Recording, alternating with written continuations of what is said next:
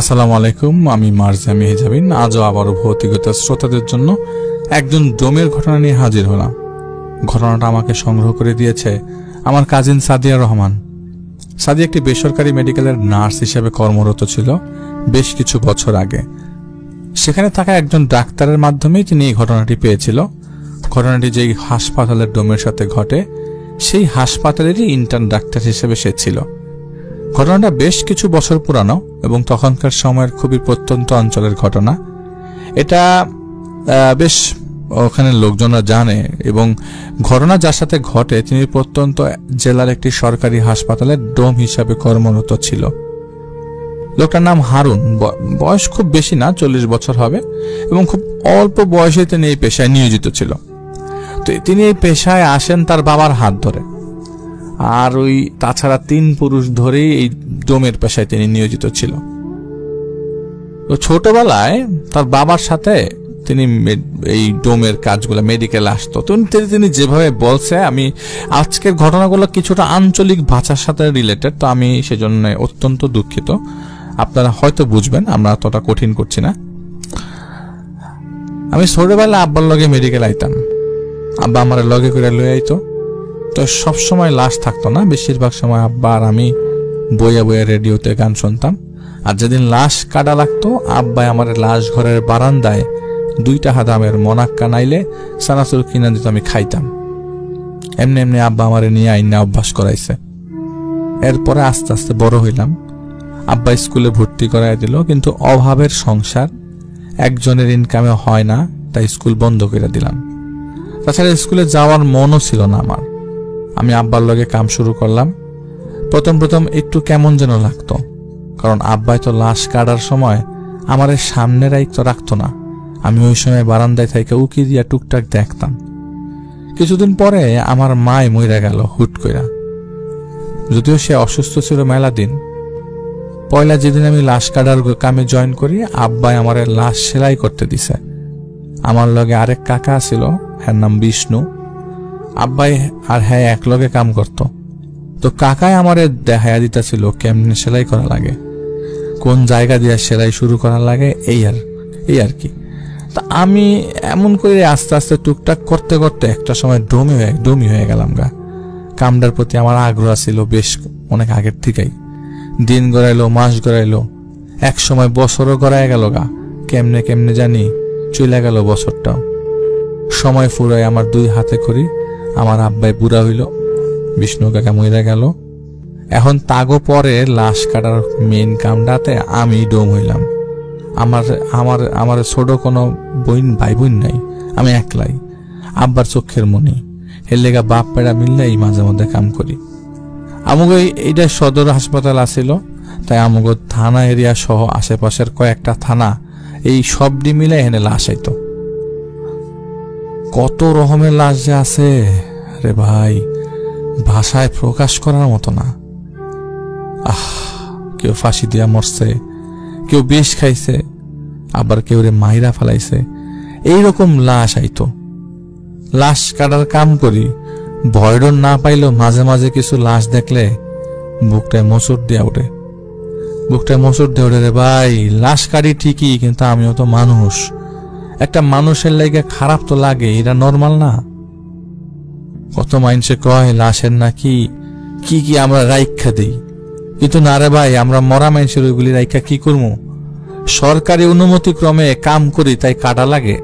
আর এই কাটাকাটি তো অপ্রয়োজনীয় না, কিন্তু তাও মেলা খারাপ লাগে কিছু সময়। যেগুলি পরীক্ষা করার লাগে দরকার, ওইগুলাই তো রাখতে হইব। আর পরে এগুলা ফেরত দেওয়া হয় না, কারণ ততদিনে তো লাশ মারি হয়ে যায়। আমরা মানুষ রে ভাই, আমরাও মানুষ, আমগো কষ্ট লাগে। একেবারে যে লাগে না এটা মিছা কথা। ডোমেরা পাশার নাম গো মন আছে। এই ধরেন, যেমন মাস 4 আগে একটা লাশ আইছিল, একজন মহিলা মানুষের লাশ। মহিলা পুরা 9 মাসের গর্ভবতী ছিল। পারিবারিক ঝগড়া যেটি লাইগা এর শ্বশুরে দাঁত দিয়া কোপাইছে। কোপটা এমন ভাবে মহিলার প্যাডের উপর পড়ছে যে গর্ভের ভিতরে থাকা বাচ্চাটা শরীরটা 2 টুকরা হইয়া পেটা পুডা সব বাইরে গেছে গা। আমরা এখনো মহিলার বাচ্চার কথা মনে পড়লে আমার খুব কষ্ট লাগে। এক মাইয়ার লাশ আইছিল, অল্প বয়স, দেখতে শুনতে অনেক সুন্দর।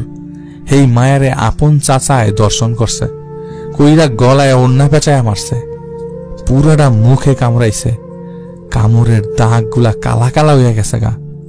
এরপরে লাশ ডোবায় দাঁড়ে ফালাইয়া দিছে। কয়দিন পর পুলিশ সন্ধান পাইয়া উড়াই আনছে। আরে পোকায় আর পিঁপড়ায় শরীরের কয়েক জায়গা খাইয়া ফেলাইছে।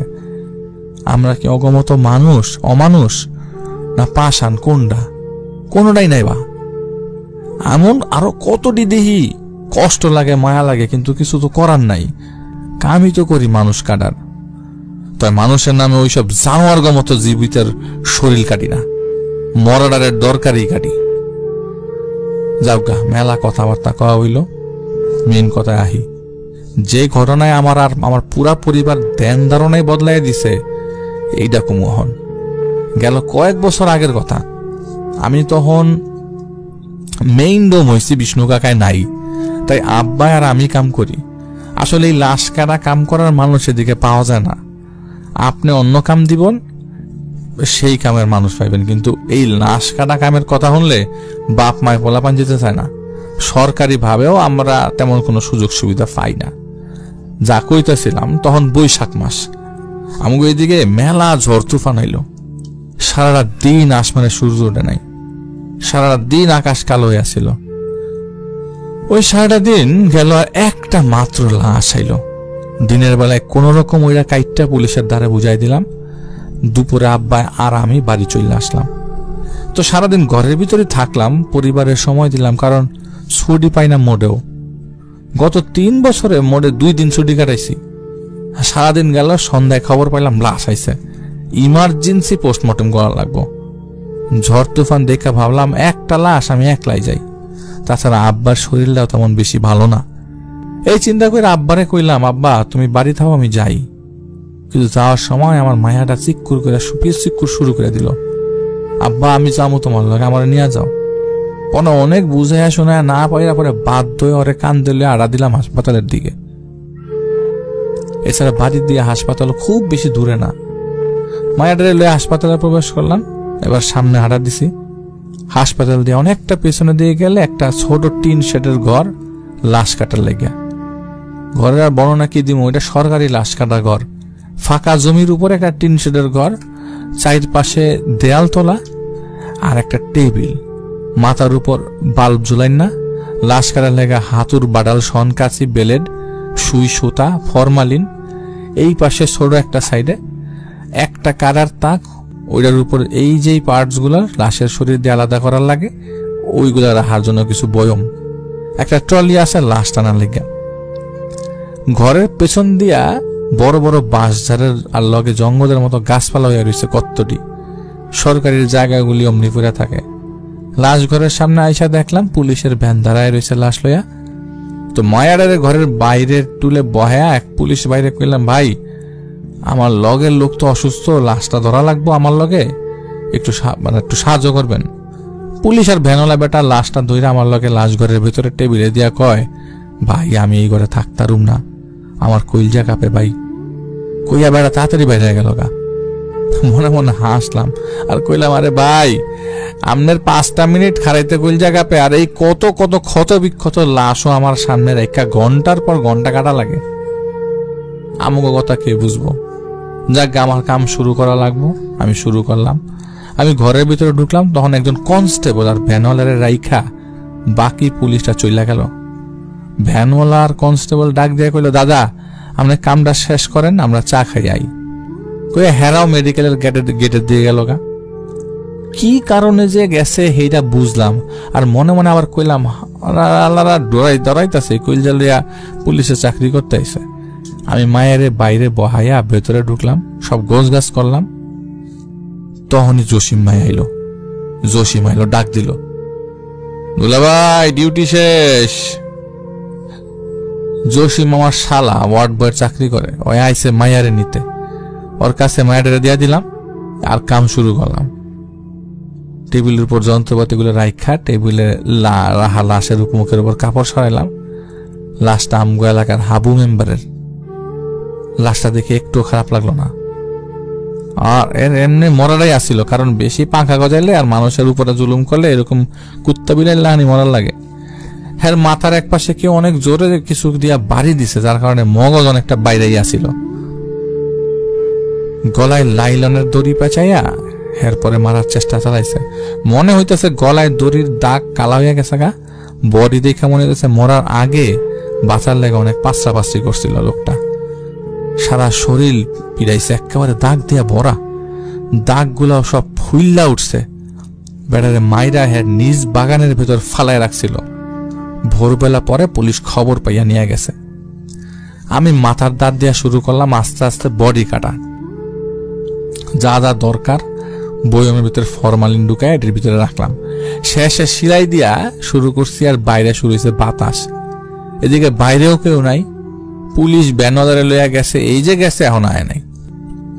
বাতাসের চোটে দরজাটা বাড়ি খাওয়া শুরু করছে। স্টিচ কইরা সিলাইয়া থুইয়া দৌড়াইয়া গেলাম দরজা লাগাইতে। দরজা লাগাই আবার সেলাই করা শুরু করলাম। সব শেষ করে হাত ধুয়ে বইছি, এমন সময় বাইরের দরজা কেউ ধাক্কা দিতেছে। আমি মনে করছি পুলিশ আইছে। আমি দরজাটা খুললাম, দেখি কেউ নাই। কেমন না লাগে। পরে ভাবলাম চালের উপরে যেহেতু বাস যা, তাই মনে হইতেছে বাড়ি খাইতেছে বারবার। আমি মনে শুনতে ভুলই শুনছি। এবার পুলিশ এলো 2 মিনিট পরে। লগে ডাক্তার হইলো, সব বুঝাইয়া দিলাম, কারণ লাশের কিছু কিছু অংশ ওই ল্যাবে যায় টেস্ট করব। আমি কাম শেষ করে লাশ বুঝাই দিলাম। হ্যাঁ, চলে গেল।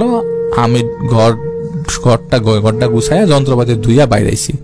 ঘর তালা মারুম, এই টাইমে এক বুড়া বেরিয়ে আইয়া কয়, বাজান আমার তো খিদা লাগছে, আমার কিছু খাইতে দে।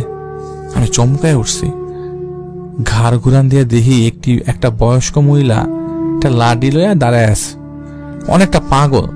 অনেক গ্রামে অনেক সময় দেখা যায় যে গ্রামে ভিক্ষা করে অনেকে খায় না, ওই ভিক্ষা করে ঘুরা বেড়া হ্যাগো মতন লাগে আর কি। গ্রামে অনেক সময় এরকম ভিক্ষা করে মহিলারা।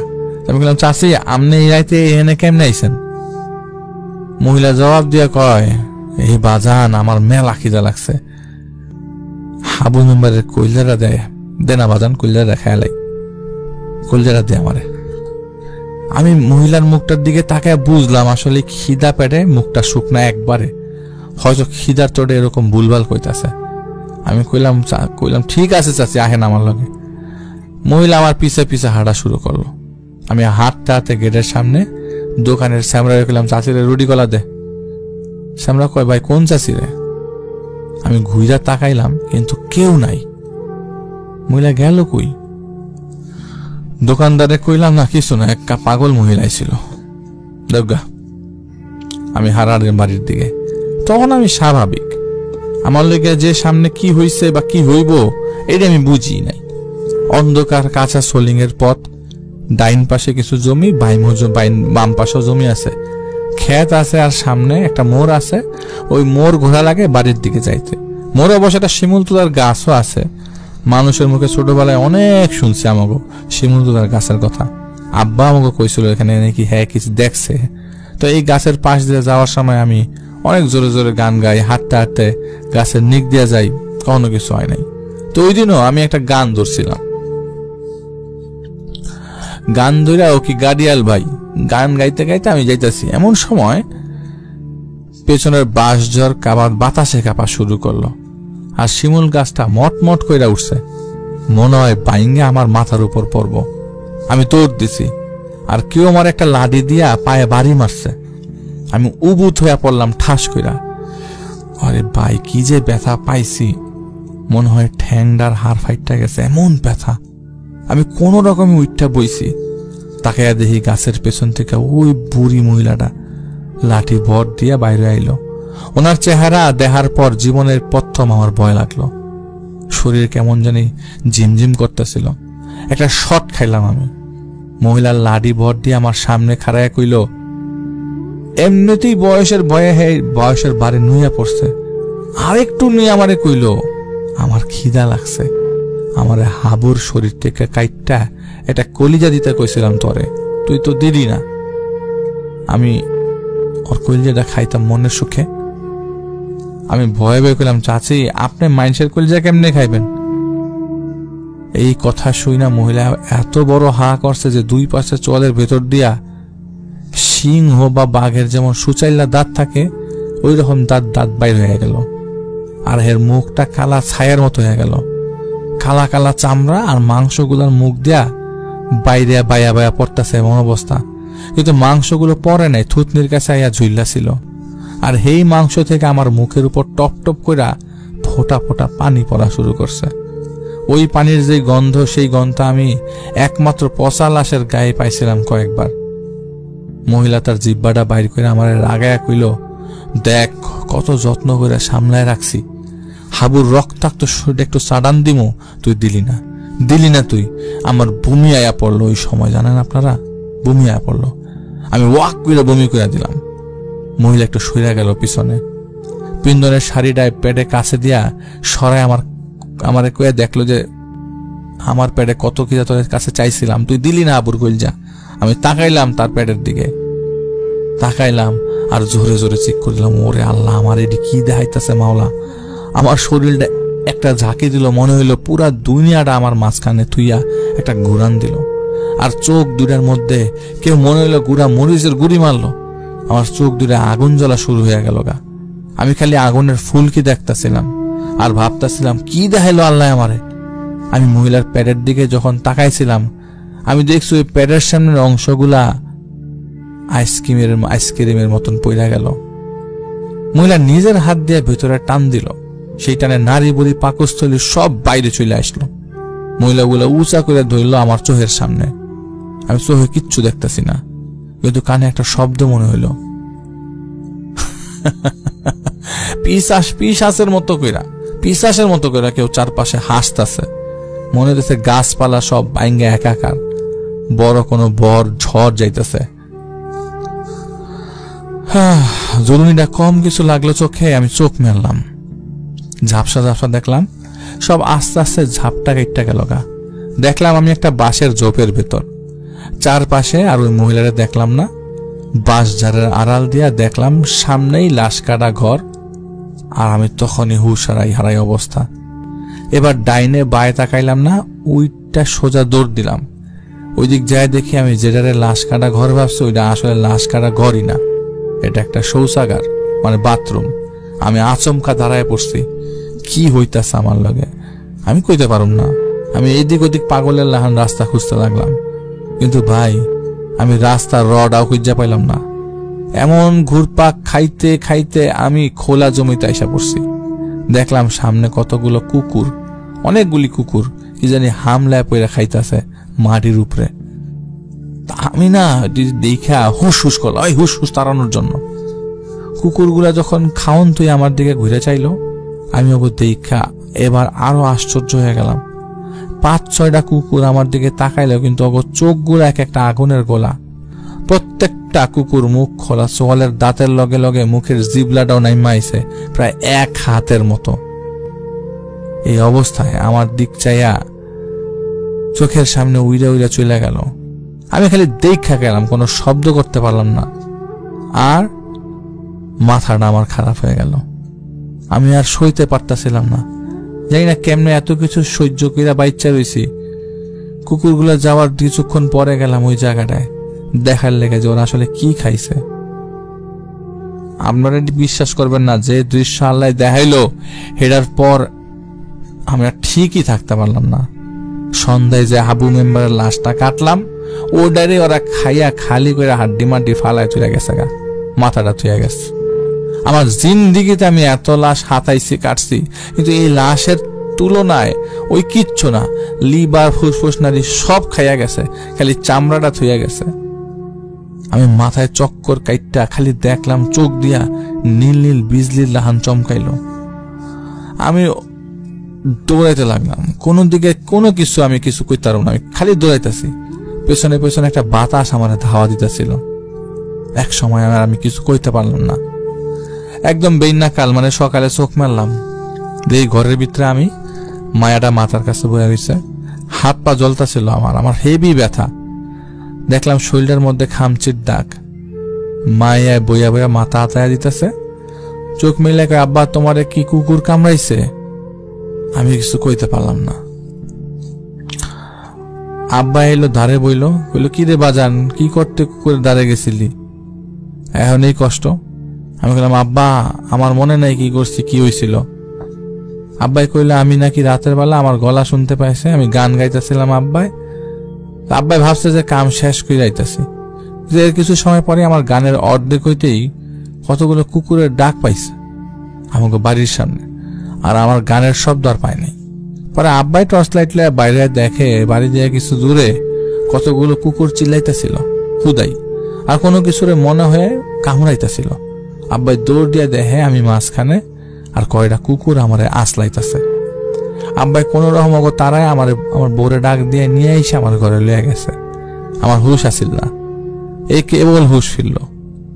আমি কথাগুলা হই না চুপ করে গেলাম। আব্বা মাথায় হাত দিল। আমি কেন জানি এবার আর শক্ত থাকতে পারলাম না। আব্বারে ধইরা চোখের পানি ছাইরা দিলাম। আব্বাই কইল বাপ কি হইছে ক। আমার আব্বার দ্বারা সব কইলাম, কাল কি কি হইছে আমার লগে।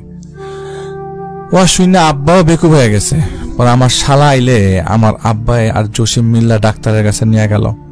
কুকুর যেহেতু কামড়াইছে আর আসলাইছে, তাই শরীরটা ড্রেসিং করে দিল। কয়েক জায়গায় গজ দিয়ে আটকাই দিল, আর নাভির গোড়ায় ছুঁই না লাগলো 14 খান। আব্বাই কবিরাজের দ্বারা নিয়ে গেল, কইল পোলারায় ডরাইছে। কবিরাজ কয় মিয়াস আমার লগে মিশা কথা কও, তোমার পোলারে জমে পাইছিলে, কপাল ভালো বাচ্চা ফিরছে। আব্বাই কইল কার কি ক্ষতি করছে পোলায় আমার। কবিরাজ কইল এত কথা শোনা লাগবো না, তাবিজ দিলাম, এটা যেন কোনো কালে না হারায়। আমারে কইল এই তাবিজ লগে লগে রাখিস, শনি মঙ্গলবার এই তাবিজ কাঁচা দুধে ধুয়া রাখবি। কবিরাজের কথায় সাই দিয়া বাড়ি আইলাম। রাইতে মায়াটা বুকের কাছে আয়া কয় আব্বা গোস্ত দিয়া ভাত খামু। একটা মায়া আবদার করছে, কাইল হাট 12 আছে, তাই কইলাম মা তোরে লইয়া বেইনা কালে বাজারে যামু না। এই কয়ে রাইতে ঘুমাই গেলাম। সকালে ঘুম দিয়ে উঠলাম আর মায়ারে কান্দে লইয়া বাজারে গেলাম। গোস্তের দোকানে যাওয়ার পরে 1 কেজি গরুর গোস্ত কিনছি। তখন মায়া কয়ে উঠল আব্বা গোস্ত না, কলজা দিয়া ভাত খামু। কলজা কথাটা শোনার পরে আমার বুকের ভিতরটা কেমন জানি কইরা উঠলো। তাও পোলাপান মানুষ আবদার করছে, তাই ফেলতে পারলাম না। আধা কেজি কলজা কিনলাম। এবার আরো টুকটাক সবজি বাজার কইরা বাপ মায়া বাড়ি আইলাম। কিন্তু যেই উড়ানের দ্বারে আইছি, হুট করে একটা বিলাই মায়ের উপর দিয়া লাফ মেরা চলে গেল। মায়া তো ভয়ে চিক্কুর দিয়ে উঠছে। আমি কোন রকম কোলে নিয়ে ঘরে গেলাম, ওরে ঠান্ডা করলাম।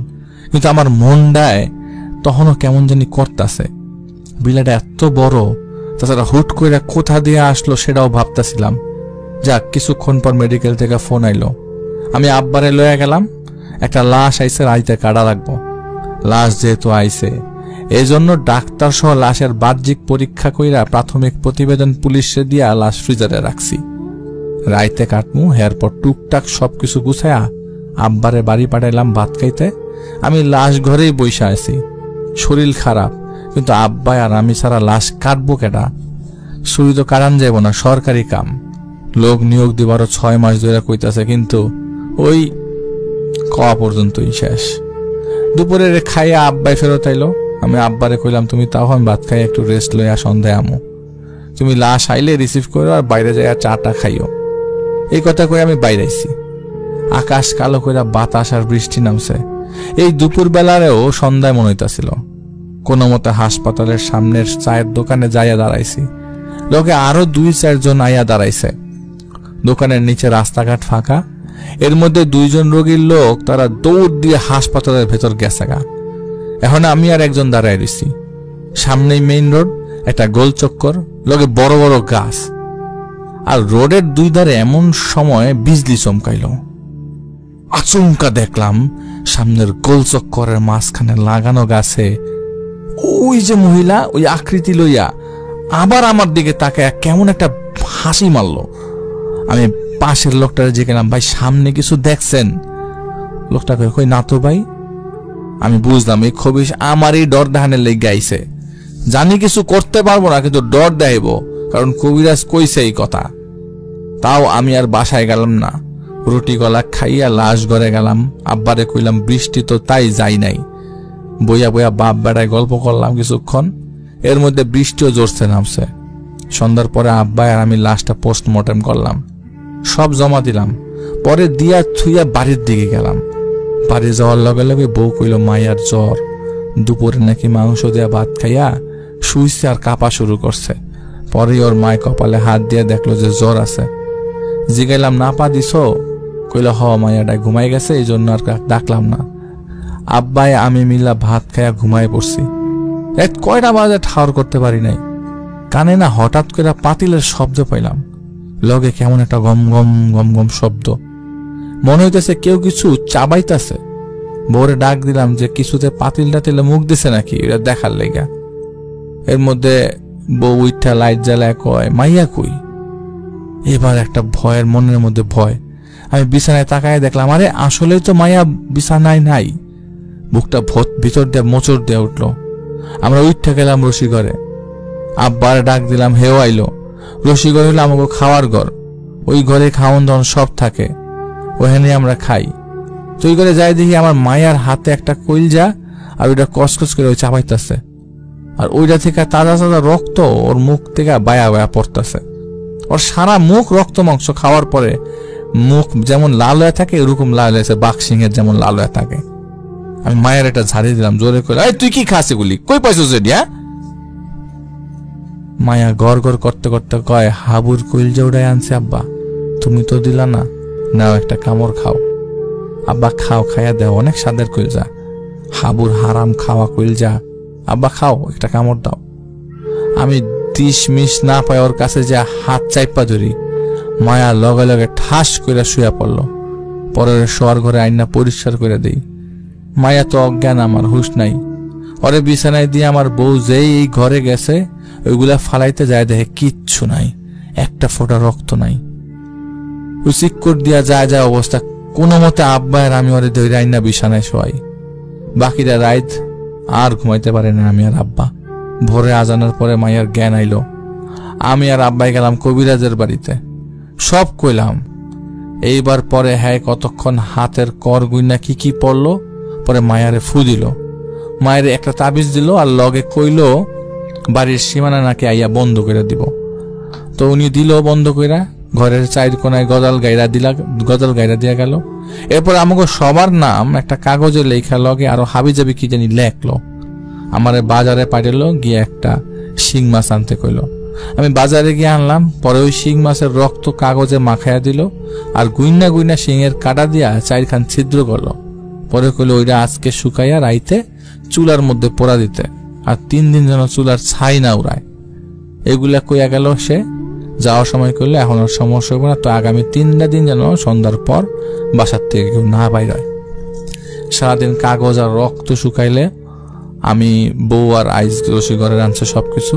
আমাগো জেলায় সবার রসিঘরে একটা চুলা বানান থাকে, বৃষ্টি বাদল আইলে যাতে ঘরেই রান্না করান যায়, রাইতে খাওয়া গরম করা যায় এই জন্য। তো ওই চুলায় তখনও আগুন আছে, কাঠের টুকরাগুলা জল জল করতেছিল। এর ভিতরে আমি কাগজটা যেই চুলাই দিছি, এর মধ্যেই বাইরে শিয়াল, কুকুর আর মনে হয় মহিলা মানুষ করুণ ভাবে কাইন্দা উঠলো। আমার বাড়ির বাইরে মনে হইতেছে সব ভাঙ্গে একাকার হয়ে যেতেছে। টিনের বেড়ায় এদিক দিয়ে কেউ বাড়ি মারতেছে, আবার ওই দিক দিয়ে কেউ বাড়ি মারতেছে। ভয়ে আমি সবার এলে ঘরের মাঝখানে বইয়া রাতটা কাটাইছি। পরে আজান হইল, সব শান্ত। বাইরে গেলাম, সব স্বাভাবিক, কিচ্ছু হয় নাই।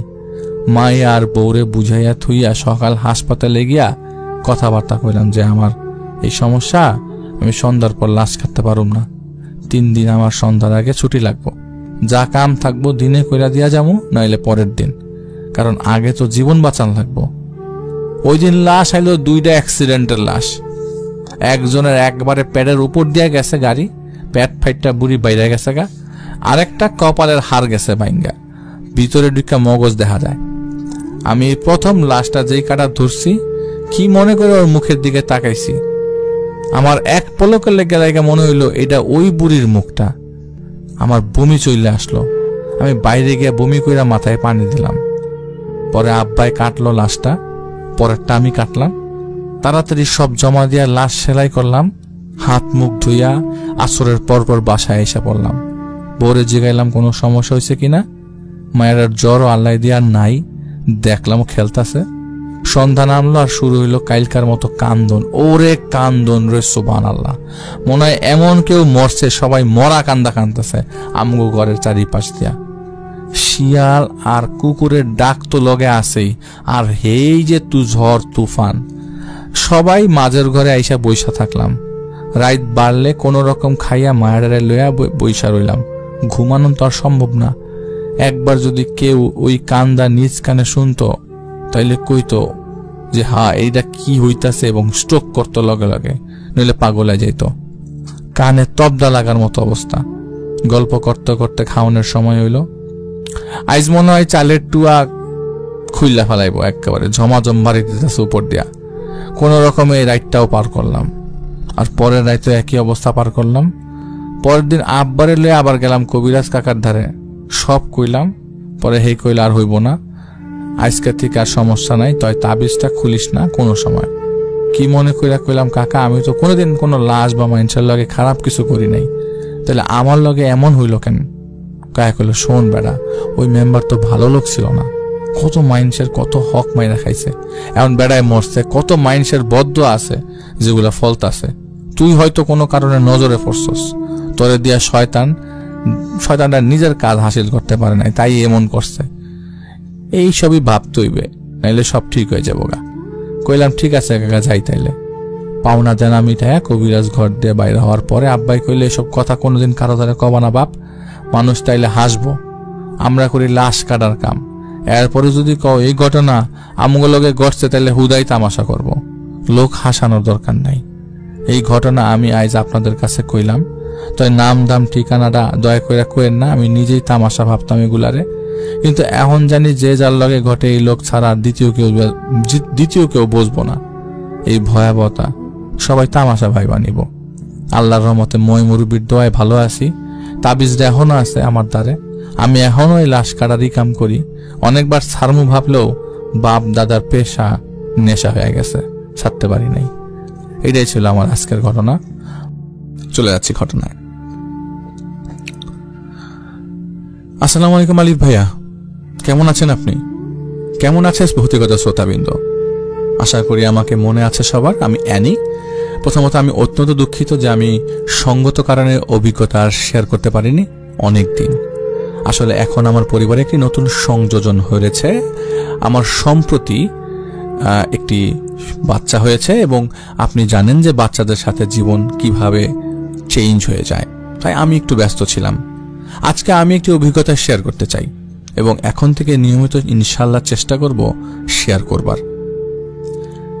আজকে ইমেলটা ধরে নেবেন আমার ভৌতিকতার শুরু। ছোটবেলা থেকে আমি প্যারানর্মাল এক্সপিরিয়েন্সের সাথে একরকম আচ্ছন্ন হয়ে যাই। সবকিছু আল্লাহর ইচ্ছায় হয়, তাই আল্লাহর সৃষ্টি অনেক রহস্যের। আমরা কতটুকুই বা জানি, অল্প একটু জেনেই আমরা এক্সাইটেড হয়ে যাই। আমার জীবনের প্রথম অলৌকিক অভিজ্ঞতা যে আমি স্মরণ করতে পারি, তখন আমার বয়স 2 বছর। সবাই বলতে পারে যে 2 বছরের কথা আমার মনে আছে কি করে, কিন্তু বিশ্বাস করুন আমার স্মৃতিশক্তি অনেক তীক্ষ্ণ। এটা আশীর্বাদ আর অভিশাপ দুটোই বলতে পারেন।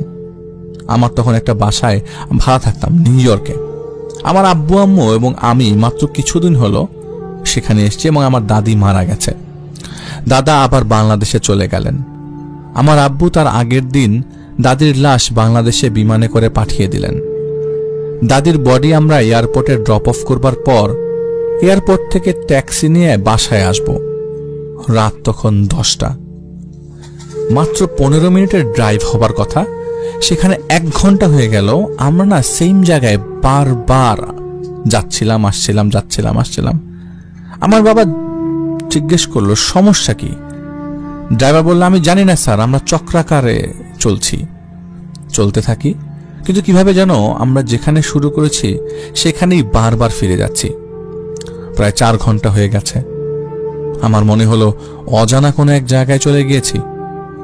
তারপর হঠাৎ করে গাড়ির ইঞ্জিন থেকে ধোঁয়া বের হওয়া শুরু হলো। আমরা গাড়ি থেকে বের হলাম। ড্রাইভার বলল, আমি দেখি মেকানিক পাই কিনা।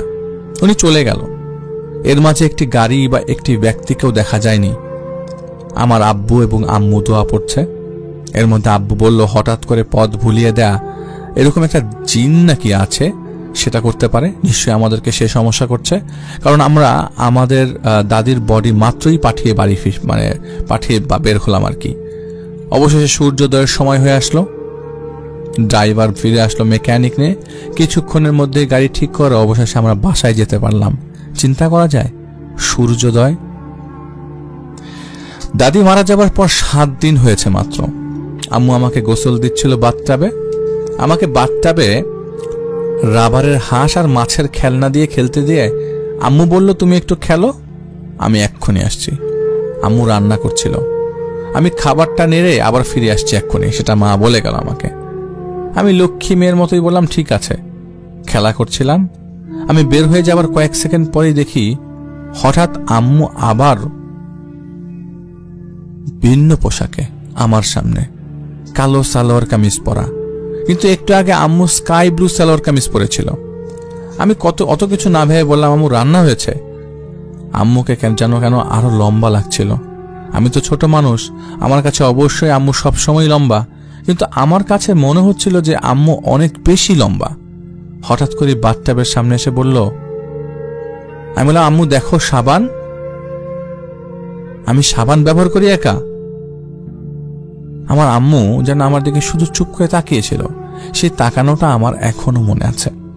একটু বড় বড় চোখ করে পলকটা না ফেলে আমার দিকে শুধু তাকিয়েছিল, কেমন রাগী চেহারার মতো। কিন্তু আমি কিছু মনে করি না তখন। আমি শুধু আমার খেলনা দিয়ে খেলছিলাম আর বক বক করে যাচ্ছিলাম। 2 বছর বয়সী আমি অনেক বেশি পরিষ্কার কথা বলতে পারতাম, বেশি কথা বলতাম। এই জন্য আমি কিছু একটা জিজ্ঞাসা করছিলাম আম্মুকে, কিন্তু কোনো উত্তর নেয়া দেয়। আমি ডাকতে থাকলাম, আম্মু আম্মু বলো না। কিন্তু আম্মু আমার দিকে সেই অদ্ভুত বড় বড় চোখ করে একভাবেই তাকিয়েছিল। তারপর হঠাৎ করে উঠে দাঁড়ালো, যেন সিলিং টাচ করবে, এত লম্বা লাগলো আম্মুকে। এরপর সোজা হেঁটে সে বের হয়ে গেল, আমি দেখলাম। তারপর আবার দেখে আম্মু ফিরে আসলো এবং সে এবার স্কাই ব্লু সালোয়ার কামিজ পরা। আমি একটু বিভ্রান্ত হলাম, অবাক হলাম। আমি বললাম, আম্মু তুমি আবারও এই পোশাক পরেছ কেন? তুমি এত ছোট হয়ে গেলে কিভাবে? আমি হাসছিলাম। আম্মু একটু বিভ্রান্ত হলো, তারপর বলল, দুঃখিত মা, আমি দেরি করে ফেলেছি। অনেকক্ষণ একা একা ছিলে, ভয় পাওনি তো? আমি বলেছিলাম আম্মুকে, তুমি যে কালো ড্রেস পরে আমার সামনে এতক্ষণ ছিলে, তুমি কথা বলোনি কেন আমার সাথে? আমি তোমার সাথে কথা বলছিলাম আর তুমি কোনো কথা বললে না। তারপর তুমি হঠাৎ বড় হয়ে গেলে এবং চলে গেলে। আমি বললাম, হ্যাঁ বড় হয়ে গেলাম মানে কি বলো বুড়ি?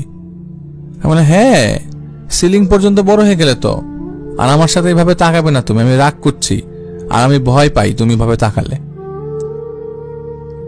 আম্মু একটু হতবাক ও বিভ্রান্ত হয়ে চুপ করেছিল কিছুক্ষণ, পরে সেটা ইগনোর করে অন্য কথাতে চলে গেল। আমি বড় হলে আম্মু আমাকে জিজ্ঞাসা করছিল এটা নিয়ে, তখন আম্মুকে আমার পয়েন্ট অফ ভিউ থেকে এক্সপিরিয়েন্সটা শেয়ার করেছিলাম। দাদি মারা যাওয়ার 2-3 সপ্তাহ পরও কিছু অদ্ভুত এক্সপিরিয়েন্স ফেস করি আমরা। মানুষ যখন মারা যায় 40 দিন পর্যন্ত নাকি রুটা আসা যাওয়া করে দুনিয়াতে। এটা আমি শুনেছি, আমি শিওর না। আমি বিশ্বাস করি 40 দিনের পরেও হয়তো আসতে পারে। আল্লাহর সৃষ্টি এক বিশাল ও অনেক অজানা বাস্তবতা আছে যা আমরা বুঝিও না, জানিও না।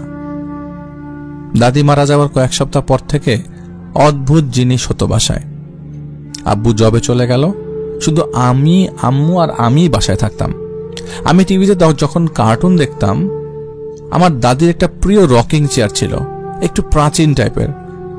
রকিং চেয়ারটারও পিছনে একটু গল্প আছে। রকিং চেয়ারটা কেউ আবর্জনাতে ফেলে দিয়েছিল। ইউএসএতে সপ্তাহের নির্দিষ্ট আবর্জনা সংগ্রহের দিনে সংগ্রহ করে নিয়ে যায়, তাই আবর্জনা সব বাসার সামনে রেখে দেওয়া হয়। একদিন আমার দাদিও হাঁটতে গিয়ে দেখে কেউ একটা রকিং চেয়ার আবর্জনা হিসেবে বাসার সামনে ফেলেছে। কিন্তু দাদির এটা বেশ পছন্দ হয়ে যায়, উনি নিজেই ওইটা ক্যারি করে আনতে যায়। পরে দাদা ও দাদি দুজন মিলে ওটা বাসায় নিয়ে আসে। দাদি সবসময় চেয়ারেই বসে থাকতেন। উনি মারা যাওয়ার পর থেকে আমি শুধু একজোড়া পায়ের পাতা দেখতাম, অনেক বড় আর কালো পা দুটা, বড় বড় নোংরা পায়ের নখগুলো, শুধু 2টা পা, কিচ্ছু না। আমি ছোট ছিলাম, ভয় পাওয়ার থেকে বেশি আমার কৌতূহলী মনে ছিল। আমি হয়তো মনে করতাম যে ব্যাপারটা ভুল। একদিন কাছে গিয়ে দেখলাম পা 2টা, আর আমার স্পষ্ট মনে আছে কোনো শরীর দেখতাম না, শুধু 2টা পা দেখতাম। পা 2টার উপরে দিকে সিল্ড করার মতো, মাঝখানে কালো, পুড়ে যাওয়া যেরকম হয়। কিভাবে বুঝাই, মানুষের চামড়া যদি হিল হয়ে যায় যেরকম একটা টেক্সচার, সেরকম একটা টেক্সচার। এবং আমি যখনই একা একা কার্টুন দেখতাম, আম্মু যখন রান্না করত তখন পা দুইটা দাদির রকিং চেয়ারে এক পাশে বসে থাকতো। আম্মু যখন বলতো টিভিটা অফ করে আসো অ্যানি বুড়ি, আমি সোফা থেকে নামতেই টিভি একাই বন্ধ হয়ে যেত। আম্মু বলতো মাশাআল্লাহ, তুমি বন্ধ করে দিয়েছ, খুব ভালো মেয়ে। আম্মুর সব কথা সাথে সাথে শুনে আমি বলতাম কি, না আমি করিনি, একাই বন্ধ হয়ে গেছে। কিন্তু আম্মু এত মনোযোগ দিত না এই কথাটা। কিন্তু বড় হয়ে আমি শেয়ার করেছি কথাগুলো। এরকম দাদি মারা যাবার 40 দিনে দাদি এবং দাদার রুমে একটা ভাঙা কর্ড ফোন ছিল, ওটা বেজে উঠল। এটা অদ্ভুত ছিল, কারণ ফোনের কর্ডটাই তো ছেঁড়া ছিল। স্মোক ডিটেক্টরের অ্যালার্ম একা একা অন হয়ে যেত। একজন আব্বু ব্যাটারি খুলে রাখলো স্মোক ডিটেক্টর থেকে। ব্যাটারি খুলে রেখেছে কিন্তু ব্যাটারি ছাড়াই বাজা শুরু করলো। আম্মু আব্বু দুজনেই নামাজ পড়তো, বেশ ধর্মীয় ছিল। তারা ধর্মীয় জীবনটা বেছে নিয়েছিল আমার জন্মের আগে থেকেই। আমার আম্মু আব্বুর বিয়ের বেশ অনেকদিন পর আমি তাদের জীবনে আসি। বেশ নফল নামাজ, তাহাজ্জুদ কান্না করে, নফল রোজা রেখে আমাকে তারা কনসিভ করেন, আলহামদুলিল্লাহ। আমার আম্মুকে ফ্যামিলির কেউ ব্ল্যাক ম্যাজিক করেছিল যাতে ওনার বাচ্চা না হয়, কিন্তু আমার নানা আধ্যাত্মিক ব্যক্তি ছিলেন এবং উনি কোনোভাবে সেটা জানতে পারে। আর আমার বাবা তার নিজের আধ্যাত্মিক ও ধর্মীয় যাত্রায় ছিলেন। আমি জন্মগ্রহণ করি এবং তারপর অনেক অসুস্থ হয়ে পড়ি। আমার সারা শরীরে অদ্ভুত একটা ফুসকুড়ি হয়, অনেকটা বলা যায় আঁশযুক্ত ত্বক হয়ে যায়। আম্মু বর্ণনা করেছিল যে সরীসৃপের যেরকম স্কিন ওরকম সরীসৃপ প্রাণীগুলোর, রেপটাইলসদের মতো। আমার নানা হঠাৎ একদিন আসেন তাবিজ নিয়ে এবং আমার আম্মুকে বলেন, এটা অ্যানি বুড়িকে সবসময় পরিয়ে রাখবা, আমি যতদিন বলবো। ওকে কুফরি করা হয়েছে আর এই বাড়ি থেকেই করা হয়েছে। আমার দাদু বাড়িতে তখন ছিলাম। আমার মেজো চাচি তখন আমার আম্মুকে বলল, আমি দেখেছি সুইটিকে আপনার ঘরে ঘুরঘুর করতে যখন আপনি থাকেন না। সুইটি আমার 5 নম্বর চাচি বলল, আপনার বিছানার নিচে কি যেন খুঁজছিল। তারপর খুঁজে আমার বেডটা, তার নিচে অনেক কিছু পেল আমার নানা। দেখলো বিছানার ম্যাট্রেসের সাথে সেলাই করা একটা পুটলি, সেটাতে কোন একটা গাছের শিকড়, কাঁটা আর ময়লা কিছু জিনিস এবং কাগজের উপর কুরআনের আয়াত উল্টো করে লেখা। ওরা নষ্ট করে ফেলেন আমার নানা। আর আম্মুকে বলল, তোমাদের ইউএসএ যাওয়ার কাগজপত্র হয়ে গেলে ইমিডিয়েটলি অ্যানি বুড়িকে নিয়ে চলে যাও। এখানে তোমার অনেক বড় বড় শত্রু আছে, ও তোমাকে ভালো থাকতে দিবে না। দূরে থাকলে প্রভাব একটু কম পড়তে পারে ইনশাল্লাহ। আমার নানা আমাকে আদর করে অ্যানি বুড়ি ডাকতেন, সো সবাই আমাকে অ্যানি বুড়িই ডাকতো। আমার বয়স 6 মাস হতে না হতেই আমাকে নিয়ে ইউএসএতে চলে আসেন আমার বাবা মা, আলহামদুলিল্লাহ। কিন্তু এখানেই শেষ না, আমাকে সারা জীবন এই অতি প্রাকৃত অভিজ্ঞতাই হতে হতো, হান্ট করে সবসময়। ইনশাল্লাহ আস্তে আস্তে সব কথা বলবো যেগুলো বলা যায়। প্লিজ মাফ করবেন আমাকে। আমি জানি হয়তো অতি সংগঠিত উপায় লিখতে পারিনি, আমি চেষ্টা করছি এবং এই ইমেলগুলোর মাধ্যমে ইনশাল্লাহ আমার বাংলাও আশা করি আরো ভালো হবে। ভালো থাকবেন আলিফ ভাই। ইনশাল্লাহ যখনই সময় পাই ইমেল করব এবং নিয়মিত করব। ধন্যবাদ অ্যানি আপু আপনার স্টোরির জন্য। আপনার ঘটনা আমরা পড়ে ফেলেছি এবং আমাদের যে স্টোরি কালেকশন টিম আছে তারা আপনার ইংলিশটাকে আমরা গুছিয়ে বাংলায় ট্রান্সলেট করে সবার সামনে রিপ্রেজেন্ট করা হয়েছে। আশা করছি আমরাও চেষ্টা করব, আপনি যদি একটু গুছিয়ে লেখেন সেটাও আমরা চেষ্টা করব যাতে প্রপারলি সবার সামনে নিয়ে আসা যায়। এবং আমাদের লিসনারদেরকে অনেক অনেক ধন্যবাদ যে আমাদের সাথে থাকবার জন্য। বেশি বেশি করে শেয়ার করে দিন। চলে যাব আমাদের পরবর্তী ঘটনায়, যেটি আমাদেরকে পাঠিয়েছেন পরহান ভাই। আসসালামু আলাইকুম, আমি শাহ পরহান।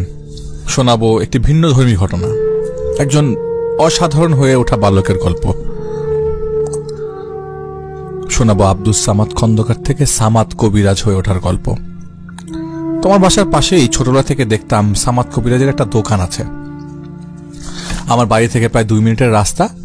তো বাড়ির কাছাকাছি বহুদিন যাবৎ দোকান থাকায় তার সাথে আমার একটা ভালো সম্পর্ক হয়ে গেছিল। বুঝতাম না তো প্রথমে। ছোটবেলা থেকে দেখতাম দোকানে সব সময় নানা লোকের আনাগোনা থাকতো, অনেক মানুষ। দোকানে মালামাল হিসেবে কিছু গাছগাছরা, তো অদ্ভুত সব শুকনা ফল গোটা, কালো তেল, তাবিজের খোসা। মাঝে মাঝে দেখতাম লাল হলুদ পাতলা কাগজের কি সব তাবিজের খোসায় ভরতে। আবার খেয়াল করতাম তার দোকানে যেসব রোগী আসতো তারা উচ্চ স্বরে জোরে কথা বলতো না, প্রায় সবসময় তারা ফিসফিসায় কথা বলতো, আর রোগীদের সাথে সবসময় তিনিও ফিসফিসায় কথা বলতেন। এটা সে সময় না বুঝলেও এখন বুঝতে পারি যে এটার পাঠ পেছনের কারণটা কি। যাই হোক, মূল ঘটনা শুরু করা যাক।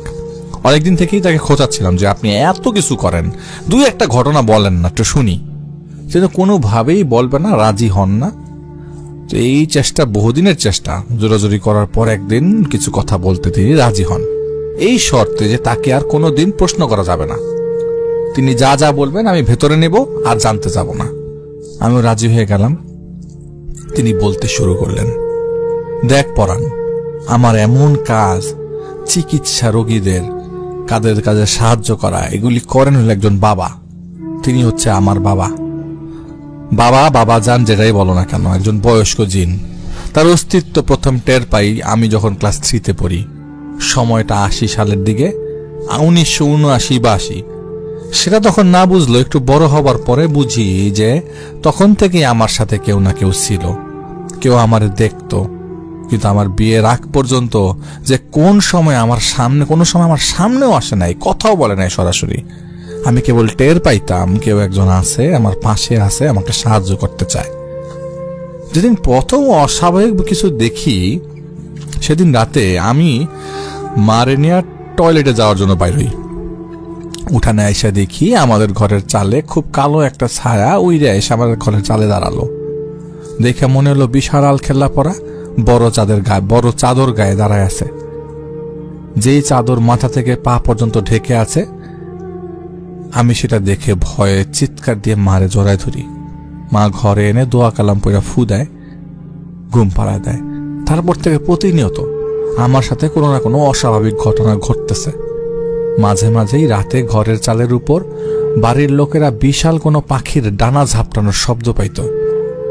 একবার তো স্কুলে একদম হুলস্থুল কাণ্ড। আমি তখন ক্লাস 5-এ পড়ি। গণিত মাস্টার আমাকে অঙ্ক না পারার কারণে লাঠি পেটা করতেছিল। আমি সেদিন মায়ের ব্যথায় ঠিক মতো হাঁটতে পারতেছিলাম না। পরদিন দেখি গণিত মাস্টার আমাকে ক্লাস থেকে বাইরে নিয়ে যায় মাফ চাইছে, যে বাবা তোরে মেরে বড় ভুল করছি, আমি তোরে চিনতে পারিনি, আমার ক্ষমা করে দিস বাপ। আমি অবাক হয়ে বললাম, স্যার কি বলেন এগুলো, কি হইছে আমার?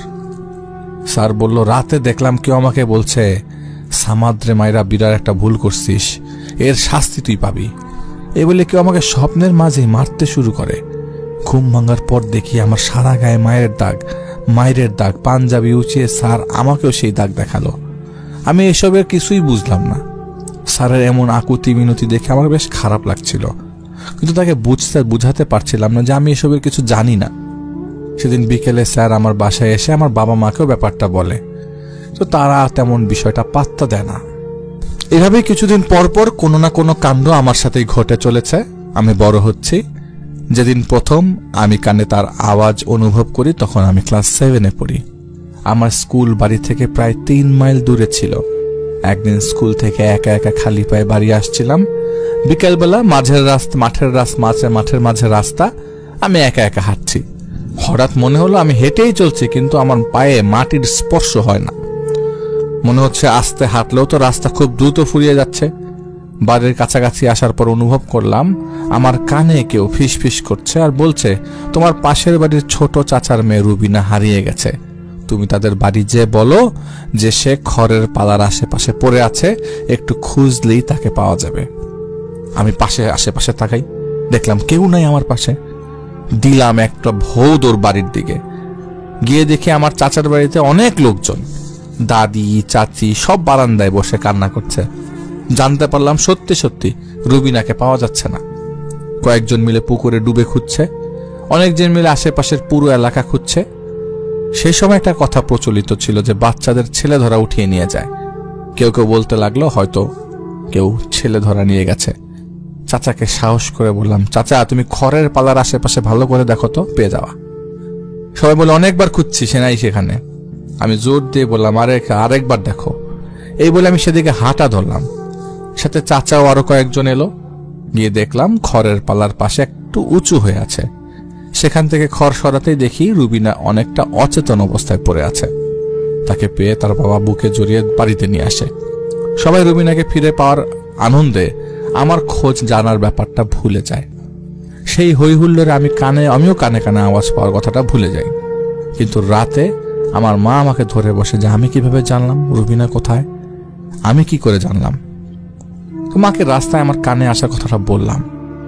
এবার মা একটু নড়ে চড়ে বসলো। তিনি বাবাকে ব্যাপারটা জানালেন। সেদিন রাতে খাবার সময় দেখলাম বাবা মা দুইজনই আমার সাথে ছোটবেলা থেকে ঘটা ব্যাপারগুলোর যোগসূত্র খুঁজছে। পরদিন বাসায় একটা হুজুর আসে। তিনি আমার মায়ের এক দুঃসম্পর্কের মামা। আমাকে তার সামনে নিয়ে গেলে তিনি আমার কপালে হাত দিয়ে নিজে নিজেই বিড়বিড় করে কি জানি পড়ে একটা ফাঁকা ঘরে চলে গেল। যখন ঘর থেকে বেরোলো তখন আমার বাবা মাকে ডেকে বলল, বাপুরে তোরা এই কামে মোকে আর ডাকিস নে, তোর বেটা ছাওয়ার উপরে বিরাট শক্তিশালী জিনের নজর পড়ছে আগের থেকেই। মোকে এই কামে আবার ডাইকলে কিন্তু মুই আর আইসবার নাং। তবে মনে থুইস, একে তোরা ছাওয়ার কাছে থাকিয়া একেবারে দূরে রাখবার পাবো নাই, কিন্তু এইটা তোর ছাওয়ার কোনো ক্ষতি করবে না, সারা জীবন সাথে সাথেই থাকবি। এগুলো শোনার পর বাবা মা বেশ চিন্তিত হয়ে পড়েন। দিন যেতে থাকে, এমনও ঘটনা ঘটে যে ধীরে ধীরে বাড়ির অন্যরাও চাদর পরা অবয়ব দেখতে শুরু করে। কিন্তু সকলেই যখন দেখলো যে আমার কোনো ক্ষতি হচ্ছে না, ধীরে ধীরে সবাই ব্যাপারটায় অভ্যস্ত হয়ে যায়, মানে সকলেই স্বাভাবিকভাবে নিতে লাগলো। এদিকে মাঝে মাঝে আমি নিজের অজান্তেই অনেকের অনেক রোগের ঔষধ বলে দিতে লাগলাম। সেই ওষুধের কাজও হতো। আমি নিজেও জানতাম না কেমনে এই ওষুধের নাম আমি জানলাম। কিছুদিন পরে আমার বিয়ে ঠিক হয় আমার সেই চাচাতো বোন রুবিনার সাথে। তোর চাচি হচ্ছে সেই রুবিনা। বিয়ের পর দিন রাতে গরমে আমার ঘুম আসছিল না, তাই ভাবলাম পুকুর পাড় থেকে গোসল দিয়ে এসে ঘুমাই, ভালো লাগবে। একা একা পুকুরের পাড়ে গেলাম, পানিতে ডুব দিলাম। কিন্তু প্রথম ডুবের পর আমার নাকে আমি একটা গন্ধ লাগতে শুরু করে। এই গন্ধটা আমি বড় বাড়ির মণ্ডপের শিউলি ফুলের গাছের নিচে পেয়ে গেছিলাম।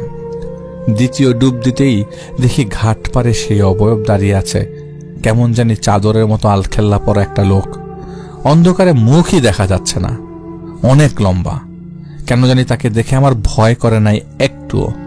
মনে হচ্ছিল আমি এর চিনি, আমার আপনজন। পুকুর থেকে উঠে তার সামনে দাঁড়াই। সে আমার ঘাড়ে তার দুই হাত রাখে, কেমন জানি লোমশ। অন্ধকারে এত কাছাকাছি এসেও তার মুখ স্পষ্ট দেখতে পাচ্ছিলাম না। সে আমার ঘাড়ে হাত রাখতেই মনে হলো গোসলের পরের শীতল শরীরটায় আরো একটু শীতল হিম বয়ে গেল। খুব শান্তি অনুভূতি হচ্ছিল। আমাকে ফিসফিসায় বলল, কি ভয় করছে না? আমি মাথা নাড়ায় বললাম না। সে বলল, ভয় পাবেও না, সেটা দীর্ঘ 7 বছর আমি তোমার কাছ থেকে শুষে নিয়েছি। শুধু তোমার বিয়ের অপেক্ষায় ছিলাম, কারণ এর আগে আমি তোমার সামনে আসতে পারছিলাম না। আজ সেই বাধা নেই। তোমার যখন যেখানে প্রয়োজন সাহায্য লাগলে আমাকে শুধু 2 বার ডাকবে, আমি চলে আসব। আমি বললাম, আপনাকে তো আমি চিনি না, কেন ডাকবো আর কি বলে ডাকবো? আমি শুধু এতটুকু বুঝতে পারছি যে আপনি কোনো মানুষ না। তিনি বললেন, আমি তোমার বাবার দাদার, অর্থাৎ তোমার দাদার বাবার বন্ধু ছিলাম। বড় ভালো লোক ছিল। তার নামও ছিল ঠিক তোমার নামটাই। সে গত হবার পরে এই বংশে একমাত্র তোমাকে দেখে আমার মনে হয়েছে তুমি আমার বন্ধু সমাজের সব বৈশিষ্ট্য নিয়ে জন্মেছ, তাই সবসময় তোমাকে আগলে রাখতাম। আমি বললাম, সে না হয় বুঝলাম, কিন্তু আপনাকে কি বলে ডাকবো? তিনি বললেন, তুমি যা চাও তবে চাই বলেই ডাকতে পারো। দুজনে সেদিন অনেকক্ষণ গল্প করছি, কতক্ষণ করছি মনে নাই।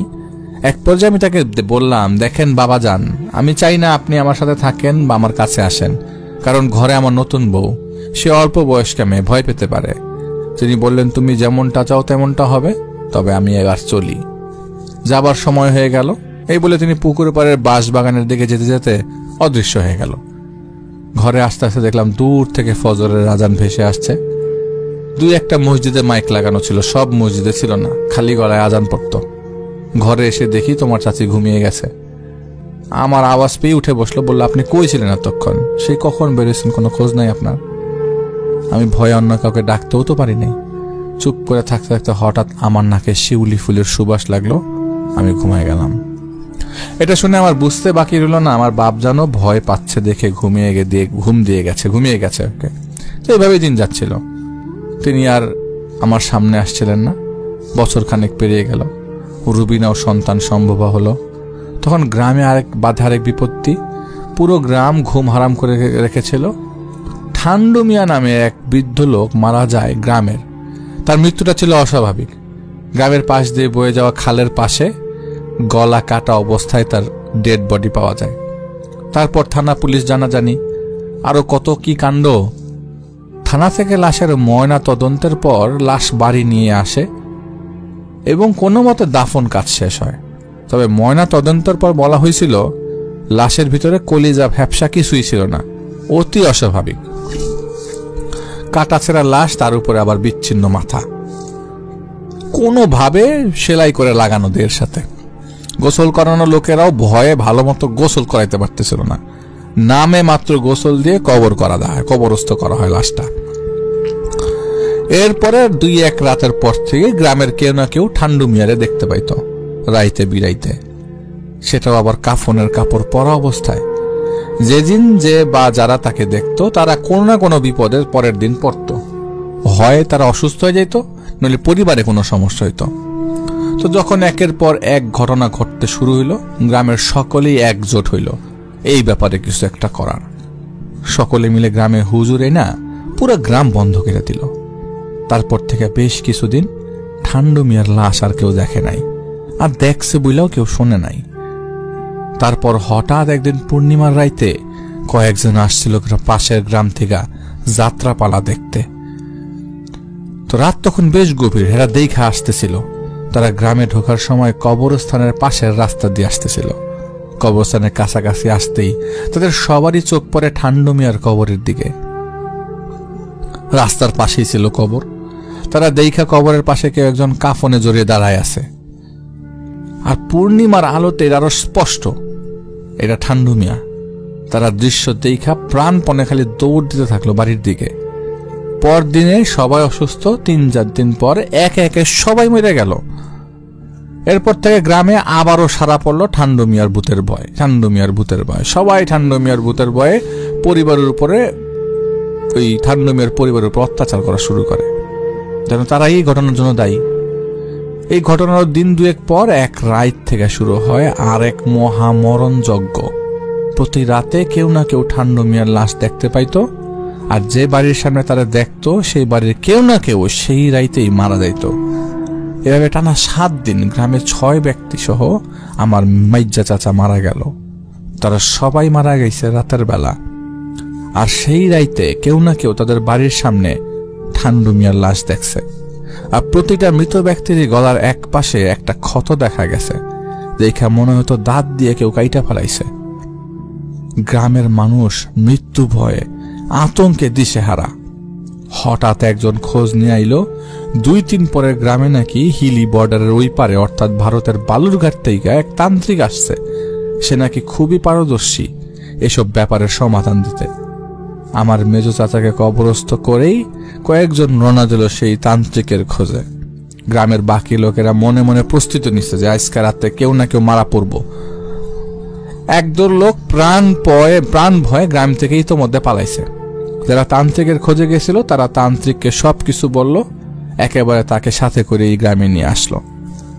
তান্ত্রিক তার দল বল সমেত গ্রামের মাঝের এক বট গাছের নিচে থাকবে বলে মনস্থির করলো। আমাদেরকে সেই গাছের নিচে চাল তুলে থাকার ব্যবস্থা করে দিতে বলল। যাই হোক, সন্ধ্যার আগেই সেখানে একটা থাকার ব্যবস্থা করে দেওয়া হইল। অবিশ্বাস্যভাবে সেই রাতে কেউ মারা গেল না গ্রামে। সবাই ধরে নিল এই তান্ত্রিকের জোরে এটা হইছে। সকাল থেকে তান্ত্রিক তার চেলাদের কত খাতির যত্ন সবাই শুরু করলো। তান্ত্রিক আমাদের বলল আজ রাতে আরাধনা হবে, তারপর জানা যাবে আসল কারণ। আরাধনার জন্য অনেক প্রকার দ্রব্য সামগ্রীর ফর্দ কইরা তান্ত্রিক তাদের সাথে লোকেদেরকে নিয়ে বসলো। গ্রামের লোকেরা সব জোগাড় করে দিল। তারা আরাধনা শুরু করলো। লাল কাপড় দিয়া পুরো বট গাছটা তারা পেঁচায় ফেলাইছে। তার নিচে কয়েকজন আগুন জ্বালাইছে, আর বাকিরা ঢাক পিটাইতেছে, উলু দিতেছে, শাক বাজাইতেছে। তান্ত্রিক আগুনের সামনে সিঁদুর দিয়া গোল বৃত্ত আইকা তার মাঝে বৈশা বিড়বিড় করে মন্ত্র পড়তেছিল। রাত বাড়ার সাথে সাথে ঢাকের বাড়ি, উলুর ধ্বনি, এইসব শব্দরা আরো প্রকট হইতেছিল। তান্ত্রিক হঠাৎ বসা অবস্থায় উঠে 2 হাত উঁচায় ধেই ধেই করে লাফাইল, আর জোরে জোরে কি জানি মন্ত্র পড়ল। তারপর হঠাৎ দপ কইরা সব আগুন দিয়া বাতি চেরাগ সব একসাথে নিভা গেল গা। বাজনা উলুধুনি তান্ত্রিকের মন্ত্র সব স্তব্ধ হয়ে গেল। চারপাশ শুনশান, চলতে থাকে সেই শব্দ হঠাৎ বন্ধ, একেবারে শুনশান, যেটাকে তোরে এই যুগের ছেলেরা পিন ড্রপ সাইলেন্স কস। এভাবে মিনিট 10 থাকার পর তান্ত্রিকের এক সহকারী একটা মোমের বাতি জ্বালায় দিল। সেই আবসা আলোর দিকে তাকাইলাম, দেখলাম তান্ত্রিক মাটিতে বেহুশ হয়ে পড়ে আছে। একজন তাকে পানির ঝাপটা দিয়া হুশে আনে, আর গ্রামের লোকদের বলে যে পরের দিন সকালে আসতে, আজ আর তান্ত্রিক মশাই কথা বলতে পারবে না, আমরা সবাই যে যার মতো ঘরে চলে যাই। পরদিন সকালে তান্ত্রিক বলে, অনেক খারাপ অবস্থায় আছিস তোরা সবাই। ওই মুর্দাকে বলি দিয়ে তার আত্মা দিয়ে একদল স্বার্থান্বেষী কুমতলবী তান্ত্রিক সাউদা করেছে এক আদমখোরের সাথে। যখন আমার ওস্তাদজি আমাকে ঠান্ডুর বলি হবার ঘটনা বর্ণনা দিচ্ছিল, আমি আমার নিজের শরীরে রাগে ফেটে যাচ্ছিল। সাধুতান্ত্রিক বেশি লোভের দল নিরীহ ঠান্ডু মিয়াকে অনেক ধন দৌলত পাইয়ে দেবার লোভ দেখিয়ে তার সাথে সখ্যতা গড়ে তোলে। তারপর সুযোগ মতো দিনক্ষণ দেখে অর্থালোভী মহাযজ্ঞের কথা বলে তাদের নরবলির জায়গা মতো ঠান্ডুকে ডেকে নিয়ে নিয়ে যায় হারামখোরগুলো। বেচারা ঠান্ডু সেখানে যায় খুশি মনে। তারপর প্রথম কিছু না বুঝলেও কিছু সময় পর বুঝে যায় তাকে ঠকানো হয়েছে। তারা তার ক্ষতি করার জন্য এখানে নিয়ে এসছে। তারা নিজেদের স্বার্থের জন্য তাকে ব্যবহার করতে চাইছে। ঠান্ডু যখনই পালাবার পথ খুঁজতে থাকে, ঠিক তখনই কয়েকজন এসে তাকে বেঁধে ফেলল, আর তাকে ঘিরে নানা পূজা অর্চনা করতে শুরু করে। সবশেষে তাকে উবুত করে মরা কাঠে ফেলে এক কোপে গলা আলাদা করে দেয় হারামির দল। আহা, দেহটা নাকি কই মাছের মতো লাফাচ্ছিল। হারামিগুলো বাঁশ দিয়ে তার শরীরটা জাতা দিয়ে ধরে রাখে, কাটা গলা থেকে নির্গত রক্ত নিয়ে আদমখোরের নামে ভোগ দেয়, আর বিনিময়ে তাদের চাওয়াগুলো পূরণের আবদার করে। তাদের ভোগ পেয়ে আদমখোর উন্মাদের মতো তাদের চাওয়া পূরণের আশ্বাস দেয়, আর ঝাঁপিয়ে পড়ে মাথা ছাড়া দেহটার উপর। কলিজা সব নিয়ে যায়, গুড্ডা সব নিয়ে যায়, আর হারামিগুলো ভোর রাতে মাথা আর দেহটা নিয়ে এসে খালের পাশে ফেলে দিয়ে যায়। সাউদা কেবল ঠান্ডুর প্রাণের বিনিময় হলেও এই আদমখোর তারপর থেকে তার ফায়দা নিতে শুরু করে পুরো গ্রামের উপর। আর সেই আদমখোর এখন পুরো গ্রামকে মরুভূমিতে পরিণত করার মত্ত খেলায় মেতেছে। তবে এর সমাধান একটা আছে, কিন্তু সেটা খুবই জটিল। এখন সমস্যা হলো, মুর্দা কাফনের কাপড় গিলছে, মানে ঠান্ডুর লাশ কাফন গিলছে, যার কারণে আদমখোর গ্রামের অন্য লোকদেরও অপঘাতে মারছে। যেদিন লাশ তার সম্পূর্ণ কাফনের কাপড়টা গিলে ফেলবে, সেদিন থেকে শুরু হবে আদমখোরের আসল মরণ খেলা। এমনও হতে পারে যে এক রাতেই পুরো গ্রাম শেষ হয়ে যাবে। এখন যত দ্রুত সম্ভব কবর খুঁড়ে লাশের কাফন আবার পুনরায় দিতে হবে, এবং তোমাদের ধর্মীয় রীতি অনুযায়ী তাকে আবারও দাফন দিতে হবে। আর লাশ উঠানো হলে তার সাথে আমি কিছু রেওয়াজ করব, যাতে আদমখোর তাকে ছেড়ে দেয়। এছাড়া কোনো বিকল্প পথ আমার কাছে নেই। গ্রামের মুরব্বীরা সবাই বলে, কোনো ব্যাপার না, আমরা আবার কবর খুঁড়ে নতুন করে দাফন করব। তখন তান্ত্রিক বলে, আরে এত সহজ কাজ নয়, আর এই সবার কাজও নয়। আমি এর জন্য একা একজনকে চাই, যে খুব সাহসী আর শক্তিবান ছেলে। তাকে আগামী অমাবস্যার রাতে একা গিয়ে কবর খুলে লাশ উঠাতে হবে। এতে তার নিজেরও প্রাণ সংশয় থাকবে। আমি আজ চলে যাব, আগামী অমাবস্যার রাতে এমন ছেলে জোগাড় করে আমাকে খবর দিবি, আমি আসবো।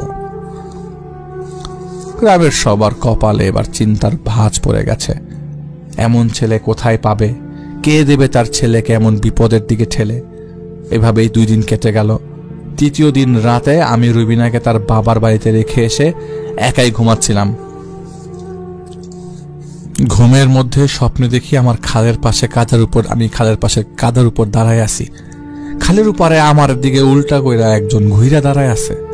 বেশভূষা দেখা আমি চিনা ফেলাইলাম এর কেউ না, আমার বাবা যান, যিনি আমার বিয়ার 2য় রাতে প্রথম এবং শেষবারের মতো আমার সাথে দেখা করছিল সামনাসামনি।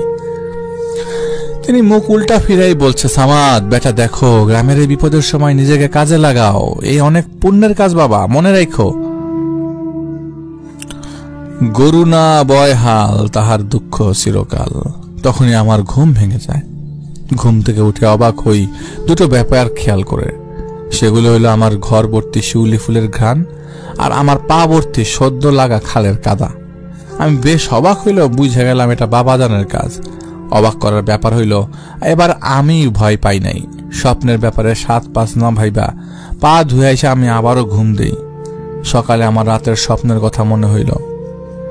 ভাবলাম বাবাজান হয়তো কোনো কিছু ইশারা দিল, কিন্তু কিসের সংকেত এটা বুঝলাম না। আমি মনে মনে বললাম, বাবাজান কিছু বলার থাকলে খুইলা বলতো, এমন ঘুরপাক খাওয়া কথা আমি বুঝি না।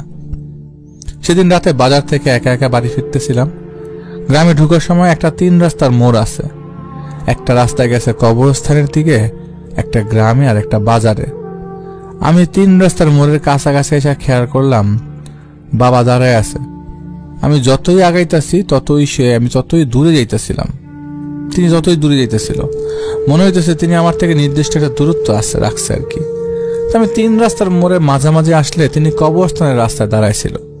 তিনি সেখান থেকে আমাকে হাতের ইশারায় কিছু বোঝানোর চেষ্টা করলো। ইশারা দিতেছিল কবরস্থানের দিকে, কিন্তু অন্ধকারে আবসা আবসা দেখতে পাইলাম এই ইশারা। এবারও আমি তেমন কিছু বুঝলাম না। বাড়ি গিয়া দেখি বউ আজও বাপের বাড়িতেই ঘুমাইতে গেছে, কারণ তার বাপের বাড়িতেও আমার পাশের বাড়িটাই। ঘরে আইসা খাইয়া ঘুমাই পড়ি। হঠাৎ ঘুমের মাঝে আমি ঘরের দরজা খট কইরা খোলার আওয়াজ পাই। আমার ঘুম ভেঙে গেল। দরজার দিকে তাকাইতেই দেখতে পাই অর্ধ গলা একটা শরীর কিনিয়া কেউ দাঁড়ায় আছে দরজার সামনে। ছোপ ছোপ দাগওয়ালা সাদা কাফনের কাপড়। আমার বুঝতে দেরি হইল না, এটা ওই ঠান্ডু মিয়া, সেই আদমখোর জিনটা যে এবার আমারে ভয় দেখাইতে আইছে। আমি জ্ঞান হারাই ফেললাম। জ্ঞান হারাবার আগে শুধু একটা কথাই কইছিলাম যে, বাপজান আপনি কই? বেহুশ অবস্থায় কতক্ষণ ছিলাম আমি জানি না, তবে যখন হুশ ফেরে তখন টের পেলাম শিউলি ফুলের গন্ধ। চোখ মেলা দেখি আমি বিছনার পাশে দাঁড়ায় আছে বাপজান। চোখ মেলতে দেখে তিনি আমার কপালে হাত বুলাইলেন। তারে বললাম, বাবাজান কে জানে আসছিল আমার কাছে, আমি তো ভয় পাই না, তাইলে ওকে দেখে কেন ভয় পাইলাম? তিনি বললেন, বেটা ভয় নাই, আল্লাহ আছে, আর মৃত্যুকে সামনে দেখলে যে কেউই ভয় পাবে, এটা স্বাভাবিক।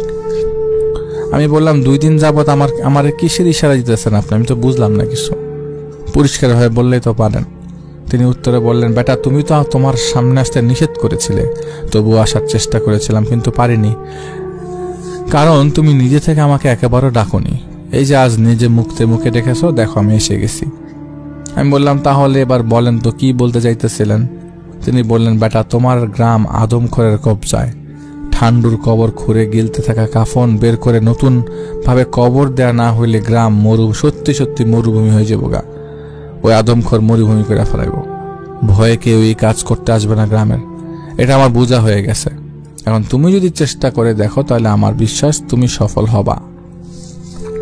আমি বললাম, বাবাজান কিভাবে কি কাজ করব? আমার ঘরে স্ত্রী আছে, পোয়াতে আছে, যদি আমার কিছু হয়ে যায়?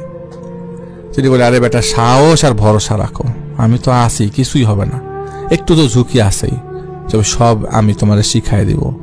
তার কথায় কেন যেন আমি না বলতে পারলাম না। বইলা দিলাম, আচ্ছা ঠিক আছে, কিভাবে কি কর্তব্য শিখাই দিয়েন। তিনি বললেন, সব সময় মতো সব হবে। গ্রামের সবার সাথে কথা বইলা তান্ত্রিককে খবর দাও।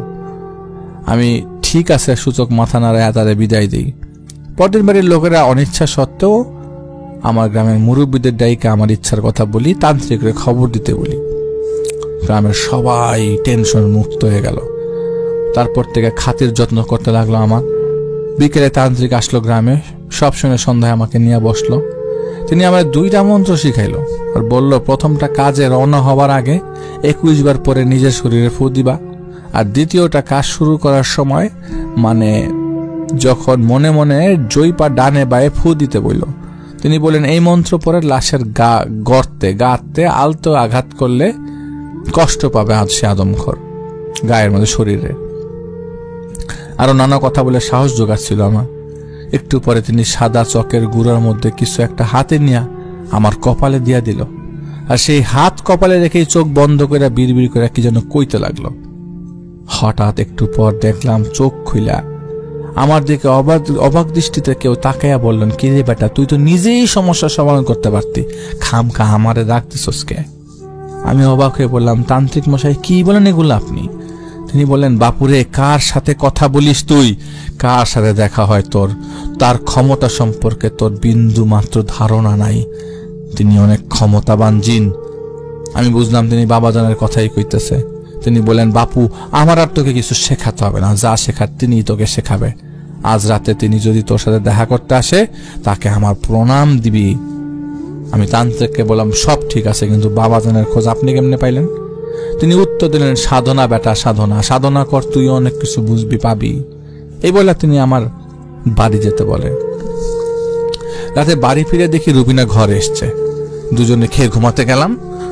রুমিনা ঘুমিয়ে গেল, কিন্তু আমার কিছুতেই ঘুম আসছিল না। হঠাৎ শিউলি ফুলের সুবাস আসলো, আর তখনই দরজায় 2 বার টোকা দেওয়ার শব্দ। বুঝলাম বাবাজান আসছে। আমি ঘর থেকে বাইরে হয়ে দেখে তিনি দাঁড়ায় ছিল। আমাকে পুকুর ঘাটের দিকে ইশারা করলো। সেখানে বৈশা কিছুক্ষণ অপেক্ষা করলাম। তারপর হঠাৎ কাঁধে তার স্পর্শ অনুভব করলাম। তিনি এসে আমার পাশে বসলো। বিশাল দেহ তার, কিন্তু আমার নিজের ছোট্ট শিশু মনে হইতেছিল। তিনি বলল, সামাদ বেটা, তোমার প্রস্তুতি নেবার জন্য আজকের রাতটাই সময় আছে। আমি তাকে তান্ত্রিকের কথা বলতেই তিনি বললেন, আমি সব জানি। সে তোমাকে 2টা মন্ত্র দিয়েছে, সেগুলি কাজে লাগাও, আর বাকিটা আমি দেখে নেব। দূর থেকে সব সময় তোমার উপর নজর আমার থাকবে। কাল রাত অমাবস্যার রাত। এই রাত কেবল তোমার গ্রামের লোকদের জন্যই খুবই গুরুত্বপূর্ণ নয়, তোমার নিজের ভাগ্য পরিবর্তন হবে এই রাতের পর, আশা রাখি। আমি তার এই কথাটার শেষ অর্থ বুঝিনি, কেন তিনি এই কথাগুলো বলছিলেন। তিনি যাবার আগে বলে গেলেন, সামাদ, মনে রেখো, অমাবস্যার 2য় প্রহরেই কিন্তু কাজ হাসিল করতে হবে। তারপর আবারও দূরে অন্ধকারে তিনি হারিয়ে গেলেন। আমিও ঘরে এসে ঘুমিয়ে পড়লাম। পরদিন সকালে বেশ দেরিতে আমার ঘুম ভাঙল। ঘুম থেকে উঠে নিজেকে অসম্ভব রকম তরতাজা আর প্রফুল্ল রাখছিল। সন্ধ্যায় গ্রামের সবাই আমাকে তান্ত্রিকের কাছে নিয়ে গেল। দেখলাম তান্ত্রিক কোনো পুজোর জন্য প্রস্তুতি নিচ্ছে। আমাকে দেখে বললেন, সামাদ, আজ তোমার জীবনের একটি অগ্নি পরীক্ষা হতে চলেছে। বাপু, মনে রেখো, সাহস হারালে চলবে না, কিন্তু মনের কোনো ভয়কে স্থান দেওয়া যাবে না। অনেক কিছুই ঘটতে পারে সেখানে, কিন্তু মাথায় রাখতে হবে সবই কেবল আদমখোরের মায়া আর সাজানো পাতানো জাল। কোনোভাবেই পা পিছলে সেই জালে পড়া যাবে না। যাই আসুক আর যত কিছুই হোক, ভয় পেলে চলবে না। রাতের প্রথম প্রহর তুমি একবার পুজো শেষ করে আমার মন্ত্র পড়ে ফু দিয়ে দিলেন। তিনি বললেন, আমি আবার যজ্ঞে বসবো, তুমি না আসা পর্যন্ত যজ্ঞ চলবে। যখন ইশারা দেব তখন বাকিরা তোমাকে নিয়ে কবরস্থানের দিকে এগিয়ে যাবে। কোনো দিকে নজর না দিয়ে কবর খুঁড়ে লাশ বের করে নিয়ে তবেই ফিরবে। আশীর্বাদ রইল। এগুলো বলে তিনি আবারও যজ্ঞ করতে বসলেন। রাতের 2য় প্রহর শুরুতে তিনি ইশারা দিলেন। আমরা রওনা দিলাম কবরস্থানের দিকে। গ্রাম থেকে বেরিয়ে রাস্তা ধরতেই নেমে এলো মুষলধারার বৃষ্টি। কুপি বাতি সব নিভে গেল। একজনের হাতে থাকা 3 ব্যাটারির টর্চ আর বিদ্যুৎ চমকানোর আলোয় রাস্তায় নেমেছিলাম। 3 রাস্তার মোড়ে আসতেই হঠাৎ গড় গড় করার প্রচন্ড শব্দ। রীতিমতো চিৎকারে হুঙ্কার দিচ্ছে কেউ। লোকজন তাকিয়ে দেখে সেই ঠান্ডু মিয়া দাঁড়িয়ে আছে থিরে ঠিক 3 রাস্তার মোড়ে। লোকজন তো সব পালিয়ে যায় আমাকে একা রেখেই, কিন্তু আমাকে তো পালালে হবে না, কারণ আমি জানতাম এমন কিছু হবে। সাহস নিয়ে মন্ত্র পড়তে পড়তে এগিয়ে গেলাম। আমার এগিয়ে যাওয়া দেখে অবয়বটা গায়েব হয়ে গেল। আমি অন্ধকারে নিজের আন্দাজ আর বিদ্যুৎ চমকানোর আলোয় পথ চলতে চলতে কবরস্থানে প্রবেশ করি। ঠান্ডুর কবর থেকে যখন একটু দূরে দাঁড়িয়ে আছি, তখন আকাশ চমকানোর আলোয় দেখলাম কবরের পাশে কাফন পরা অবস্থায় হাঁটু মুড়ে বসে আছে একটা লাশ। একা আমি বৃষ্টির মাঝে দাঁড়িয়ে আছি।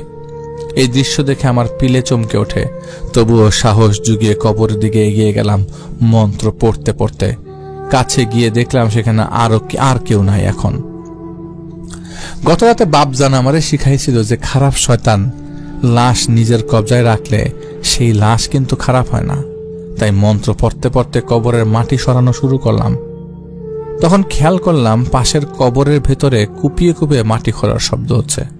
মনে হচ্ছে কবরের উপরের মাটিগুলো নিচেকেও বারবার ধাক্কা দিচ্ছে, মাটিগুলো কাইপে কাইপে উঠতেছে। তখন আমি মাটি সরাচ্ছি, আবার খেয়াল করলাম কবর থেকে কেউ গলা পরিষ্কার করার মতো আওয়াজ করলো, এরকম টাইপের। বৃষ্টির মাঝেও কান পাইতা সেটা শোনার চেষ্টা করলাম কিসের আওয়াজ। একটু পর কবর থেকে পুরুষ কণ্ঠে আমার নাম ধরে কাউকে ডাকতে শুনলাম। বলছে, সামাদ, মাটি সরাস না, তুই নিজের ক্ষতি ডাকে আনিলু রে বাবা, তুই একটা বোকা বেটা ছাওয়া।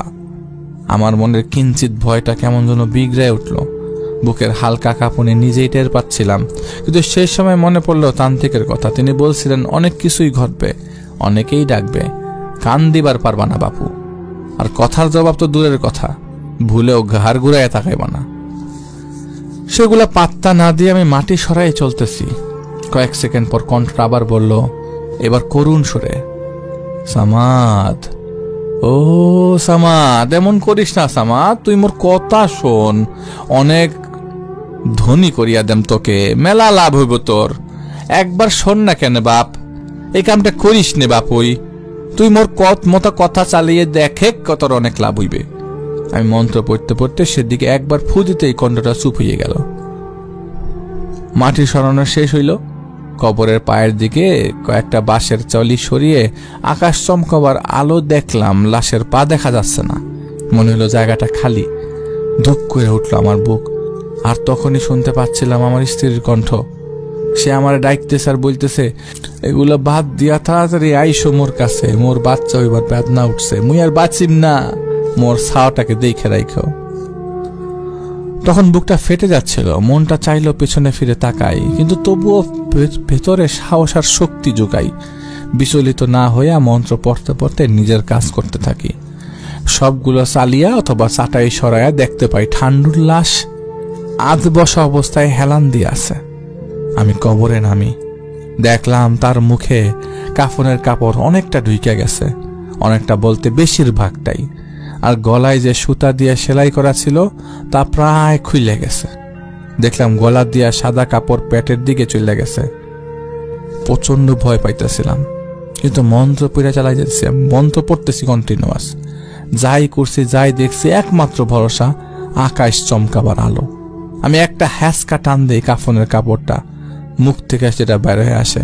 কিন্তু তখনই দেখলাম ঠান্ডু আমার দিকে চোখ মিলে তাকাইল। আপনি ভাবতে পারেন কবরের মধ্যে কেউ বইসা আছে। আমি লাশটার মুখের থেকে কাফনের কাপড়টা সরাইলাম, আমার চোখটা হঠাৎ করে খুলে ফেলাম, মিলে তাকাইলো। দাঁত দিয়ে কাপড়টা চেপে ধরে আর দাঁত চেপে ধরে হি হি করে হাসতে লাগলো। দেখলাম সেই দাঁত থেকে আলো বাড়িতেছে। সে সময় আমার গায়ে ভেজা মাটি ছুঁড়া মারতে থাকে চারিপাশ থেকে কে যেন। উচ্চ স্বরে মন্ত্র পড়তে পড়তে আবারও জোরে হ্যাচকা টান দেই কাপড়টা দিয়া। টান দেওয়ার সাথে সাথে সে কাপড় বের হয়ে আসে। আর শুনতে পাই জঙ্গলের ভেতরে কারা জানি চিৎকার করতেছে, কান্নার শব্দ, চিৎকারের শব্দ, প্রচন্ড চিৎকারের শব্দ। কাকেরা পাগলের মতো কাকা করতেছে। তখনও বৃষ্টি তীব্র। সেই সময় সেই জিন মানে আদমখোর কবরের চারিপাশে নানা রূপে ছুটাছুটি করতে শুরু করে। একবার আমার স্ত্রীর রূপে ছুটে, আর একবার তান্ত্রিকের রূপে ছুটে আমার বাধা দেয়। কিন্তু আমি তো কিছুতেই হাল ছাড়ি নাই। কাপড়টা কোনো মতে লাশের গায়ে পেঁচাই দেই। তখনই আবার আমার মায়ের কণ্ঠে কে যেন আমার ডাকতে শুরু করে। প্রচন্ড জোরে আমার গায়ে ঢিল মারতে থাকে।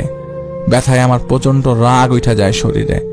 রাগের চোটে আমি মন্ত্র পড়তে পড়তে লাশের শরীরে টোকা দিতেছিলাম, আর টোকা দেওয়ার লগে লগে লাশ কাঁপতেছিল। আমি সেই আদমখোরকে কষ্ট দিতেছিলাম। একটা সময় সেই লাশটা মনেতে শীতে কাঁপতেছে থরথরায়া। ঠিক তখনই আমি দেখলাম কালো একটা ছায়া কবরের কাছে এসে দাপড়াইতেছে। বুঝা গেলাম আদমখোর কষ্ট পাইতেছে। হঠাৎ ছায়াটা এসে আমাকে ধাক্কা দিয়া ফালায় দেয় কবরের ভিতর।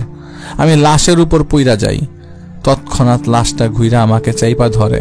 মাটিতে কিছুই করতে পারতাছি না আমি। বৃষ্টির পানিতে কবর বইরা গেছিল। আমারে যে লাশটা জড়ায় ধরছে, আমার ছাড়তাছে না। আমার কানে পানি ঢুকে গেছে। আমি কইলাম, বাবা যান কই আপনি? আমার মন্ত্রটা পড়তে লাগলাম। হঠাৎ অদ্ভুত শব্দে চিৎকার ভাইসা আসলো চারিপাশ থেকে। মনে হইতেছিল একদল কুকুর শিয়ালকে কেউ পিটাইতেছে, আর কুকুরগুলি চেঁচাইতে পালাই যেতেছে। ঠিক তখনই মনে হইলো লাশটা এখন আর ধরে না, ধইরা না, আমাকে নিস্তেজ হয়ে গেছে। আমি সেটাকে আমার উপর থেকে সরাইয়া হামাগুড়ি দিয়া বসি আর লাশটাকে কাঁধে নিয়ে কবরের উপর আসার চেষ্টা করি। তখন আর বৃষ্টি নাই। লাশটা কাঁধে উঠে কবরের পাশে রাখি। তখনও মাঝে মাঝে বিদ্যুৎ চমকাইতেছে। সামনের দিকে তাকাইতেই বিদ্যুতের আলোয় এক ঝলক দেখতে পাইলাম বাবাজান দাঁড়ায় আছে কবরের গেটের সামনে, আর হাতে লাঠির মতো একটা কিছু দেখলাম। কয়েকটা কুকুর সামনের দিকে দৌড়াইতেছে। উচ্চ স্বরে বললে, বেটা তাড়াতাড়ি লাশটা নিয়ে বেরিয়ে আসো, দেরি করো না। এই প্রথম তার মুখে বাংলা ছাড়া অন্য ভাষায় শুনলাম কিঞ্চিত। আমি লাশটা কাঁধে নিয়ে কবরস্থান থেকে বের হয়ে 3 রাস্তার মোড়ের কাছে এসে হাঁটা দিলাম। বাবাজান আমার সামনে চলতেছে। 3 রাস্তার মোড়ে আসতে গ্রামের লোকেরা আমার কাছে লাশ নিয়ে নেয়। তারা আমার কাছ থেকে দ্রুত গ্রামের দিকে রওনা দিলাম যে সবাই মিলে। গ্রামে এসে লাশটাকে গোসল দেওয়ার জন্য প্রস্তুতি নিতেই তান্ত্রিক লাশের কাছে সবাইকে এসে দূরে সরে যেতে বলল। তিনি লাশের চারিপাশে সিঁদুর দিয়ে গোল বৃত্ত এঁকে দিল, আর সেই বৃত্তর মাঝে বৈশা লাশের দিকে মুখ ফেরাইয়া মন্ত্র জপতে শুরু করলো। গ্রামের বাকিদের মতো আমিও দূরে দাঁড়ায় কেবল তান্ত্রিকের কার্যকলাপ দেখতেছি। এক পর্যায়ে তান্ত্রিক তার হাতে কিছু ধুলা নিয়া মন্ত্র পইরা ফুল দিল লাশের গায়ে। দেওয়ার লগে লগে লাশ কাইপা উঠল।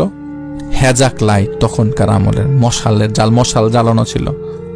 সে আলোয় স্পষ্ট দেখতে পেলাম লাশের কাটা গলার ঘাটা যে বিশ্রী আকার, এবং সেটা রক্তের মতো ফিনকি দিয়ে কেমন একটা কালো জিনিস বাইরেতে লাগলো। দেখতে রক্ত মনে হলো, রক্ত না। তান্ত্রিক আরেকবার ধুলি পইরা লাশের গায়ে ছিটা দিতেই লাশটা কেমন জানি খিচুড়ি রোগীর মতো হাত পা টান করতে শুরু করে। তান্ত্রিক তার ঘাড়ের লাল কাপড় দিয়ে লাশটা সম্পূর্ণ ঢেকে দিল। এসব আমি সব গ্রামের বাকিদের সবার সামনে ঘটতেছে। কয়েক মুহূর্ত পর সবাই শুনতে পাইল লাশের কাছ থেকে ফোঁস করে নিঃশ্বাসের আওয়াজ আসতেছে। ঠিক কেমন যেন রাগান্বিত ষাঁড় ফোঁস করতেছে। উপস্থিত সবাই সবাই চমকায় গেল মৃত লাশের এমন আওয়াজ শুই না। অনেকে ভয়ে দৌড় দিয়া বাড়ি পালায় গেছে। আমার ব্যাপারটাতে কোনো ভয়ই রাখতেছিল না, কারণ কিছু সময় আগে আমি এর থেকে ভয়ের দৃশ্য দেখছি। এই পরিস্থিতিও কেমন জানি আমার মনে হাসি লাগতেছিল। ভাবতেছিলাম এতেই এমন অবস্থা, কবরস্থানে ওই সময় থাকলে না জানি আরো কি অবস্থা হতো। লাশের ফোঁস আওয়াজ শুরু হইতেই তান্ত্রিক জিজ্ঞেস করে, কি রে আর কত জ্বালাবে গ্রামের মানুষগুলোরে? আত্মা কি তোর কাছে খেলা জিনিস নাকি? এই বলে তান্ত্রিক তার লাঠি দিয়ে মাটিতে আঘাত করতে থাকে। আঘাত করাতে ফোঁসের আওয়াজ বাইরে গেল। এক পর্যায়ে লাশের কাছ থেকে আঞ্চলিক ভাষায় আওয়াজ আসলো, ওরে মুরুক্ষ তান্ত্রিক, তুই নিজেকে খুব বড় মনে করিস নাকি রে? মুই শ্রেষ্ঠ, মুই সবার চাইয়ে শ্রেষ্ঠ। তুই যতই মন্ত্রে পাকিরে চালিস না কেন, তুই মোর কিছুই করবার পারবো না। মুখে খুশি করিবার জন্য এই মুর্দাক বলি দিছে, তার উপরও তারা পাইছে। তুইও মোর শ্রেষ্ঠতা স্বীকার কর, তোকে অনেক ক্ষমতা দিম, যা। এটা কোনো লাশ তুলি নিয়ে আসা নাটক করিবা দরকার নাই, লাশ মাটিতে পুঁতি থুইয়ায় যা। লাশের এমন কথা বলার দৃশ্য দেখা গ্রামের 2-1 মুরব্বীদের সবাই ভয় পেয়ে গেল। ঠিক তখনই তান্ত্রিক আবারও মাটিতে আঘাত করতে শুরু করলো আর বলতে থাকলো, গ্রামের মানুষগুলোরে কেন মারতেছিস? এক ঠান্ডুকে মেরে তোর শখ মেটে নাই? গ্রামের দিকে তোর নজর কেন? ভালোই ভালো চলে জানাইলে ব্যবস্থা নিব। লাশের কাছ থেকে শব্দ আসলে, না মই ঠান্ডুক মারো নাই, ঠান্ডু তো মৈচ্ছর নিজের লোভের কারণে। মো একটা নরবলির দরকার আছিল, ওই 3 বল দেখে ক্ষমতার লোভ দিয়া নরবলি দেবার জন্য লেলাই দিছম। আর 3 বলতে সহজ সরল লোভী লোক পাইছে ঠান্ডু মিয়াক। কি আর করবার, ওরা ঠান্ডুক ধন দৌলতের লোভ দেখালো, এই বোকাও লোভে পড়ে গেল। শেষে ডাকি আনিয়া মোর জন্য বলি দিয়া দিলে এই লোভীটাকে। ইস্কি সাদরে, গলা থেকে ফিনকি দেওয়ার পর রক্ত স্বাদ কি স্বাদ বুঝবি তুই? ওই তুই বুঝবি না, ওই তুই যে জিনিস খাইস নে। বলে রাখি, এখানে এন্টিটির 3টা বলদ বলতে সেই স্বার্থান্বেষী তান্ত্রিকদেরকে বোঝানো হয়েছে, যারা ঠান্ডুকে বলি দিয়েছিল স্বার্থ হাসলের জন্য। তখন তান্ত্রিক বলে, তাহলে গ্রামের বাকিদের কেন মারলি? তারা তো বলি হয় নাই, তাদের কি দোষ ছিল? তুই কি বুঝবো রে রক্তের কি নেশা? যতক্ষণ ফোটা ফোটা রক্ত পড়ল মুই চাটিয়া গেল। আকি শান্তি সেই রক্তের স্বাদ। রক্ত শেষ, কলজা খান চিড়িয়া খাইনু। জানিস না সেই কলজার কি এক অমৃত স্বাদ? তারপরে ছ্যাপড়াটা সিরিয়া খাইতে গেলে মজা লাগলো না, কি তিত্তা, বিশ্বের মতো তিত্তা। জঙ্গলে ফেলে দিনও আধা খাওয়া ফেপড়াটা। পরে ভাবিনি ওই লাশ তো এখন মোর নামে উৎসর্গ করে দিছে আত্মা। এই দেখো মোর, তাই কবরে ঢুকিয়া লাশের উপর মই শক্তি খাটাইনু। লাশ কাপড় গিলিল আর তাতে মোর শক্তি বাড়িল। কিন্তু ওই যে রক্তের নেশা, এই নেশা মোরে চাপিয়া বসিল। একের পর এক মানুষ মারিল রক্তের আশায়, কিন্তু আর আগের মতো মজা লাগিল না রে। তাই ওই বতিন বল দেখ আবার লোভে দেখাইনু পূজা দিয়া নর বলিতে আর শক্তি দিন তোদের। কিন্তু তার আগেই তো লাশ তুলি আনিল তোরা। এই বেটা সাওয়া জীবনও লাশ আনিবা পাইলে না হয়, কিন্তু তার এর সাথেই ওই চামচা মুখে পরস্ত করিয়া লাশটা তুলি আনিছে।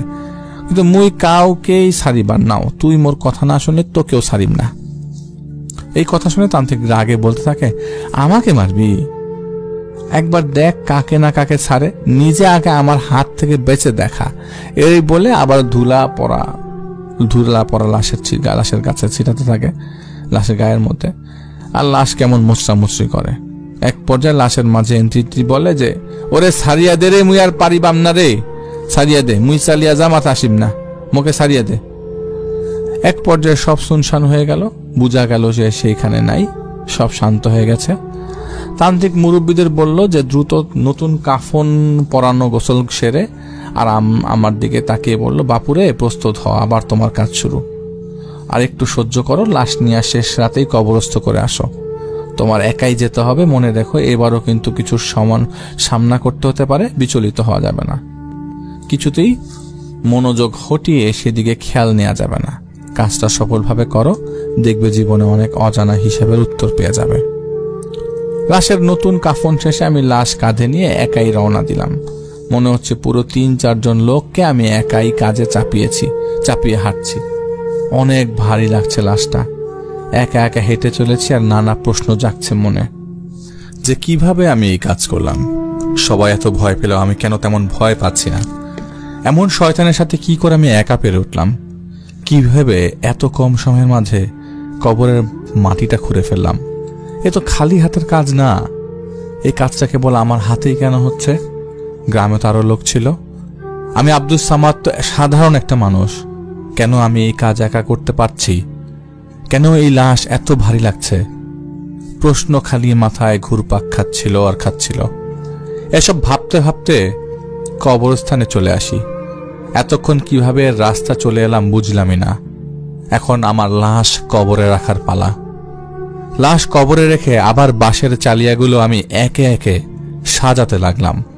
মনে হচ্ছিল আশপাশের গাছগুলি থেকে ঝাঁকে ঝাঁকে জলে হলুদ চোখ আমার দিকে চাইয়া আছে। হুটটা বাদরের মতো চেঁচানির মতো শব্দ আসতেছিল, কতগুলো পশুর শব্দ আসতেছিল। মনে হইতে লাগলো আমার পিছে এই বাঘ এসে হুঙ্কার দিতেছে।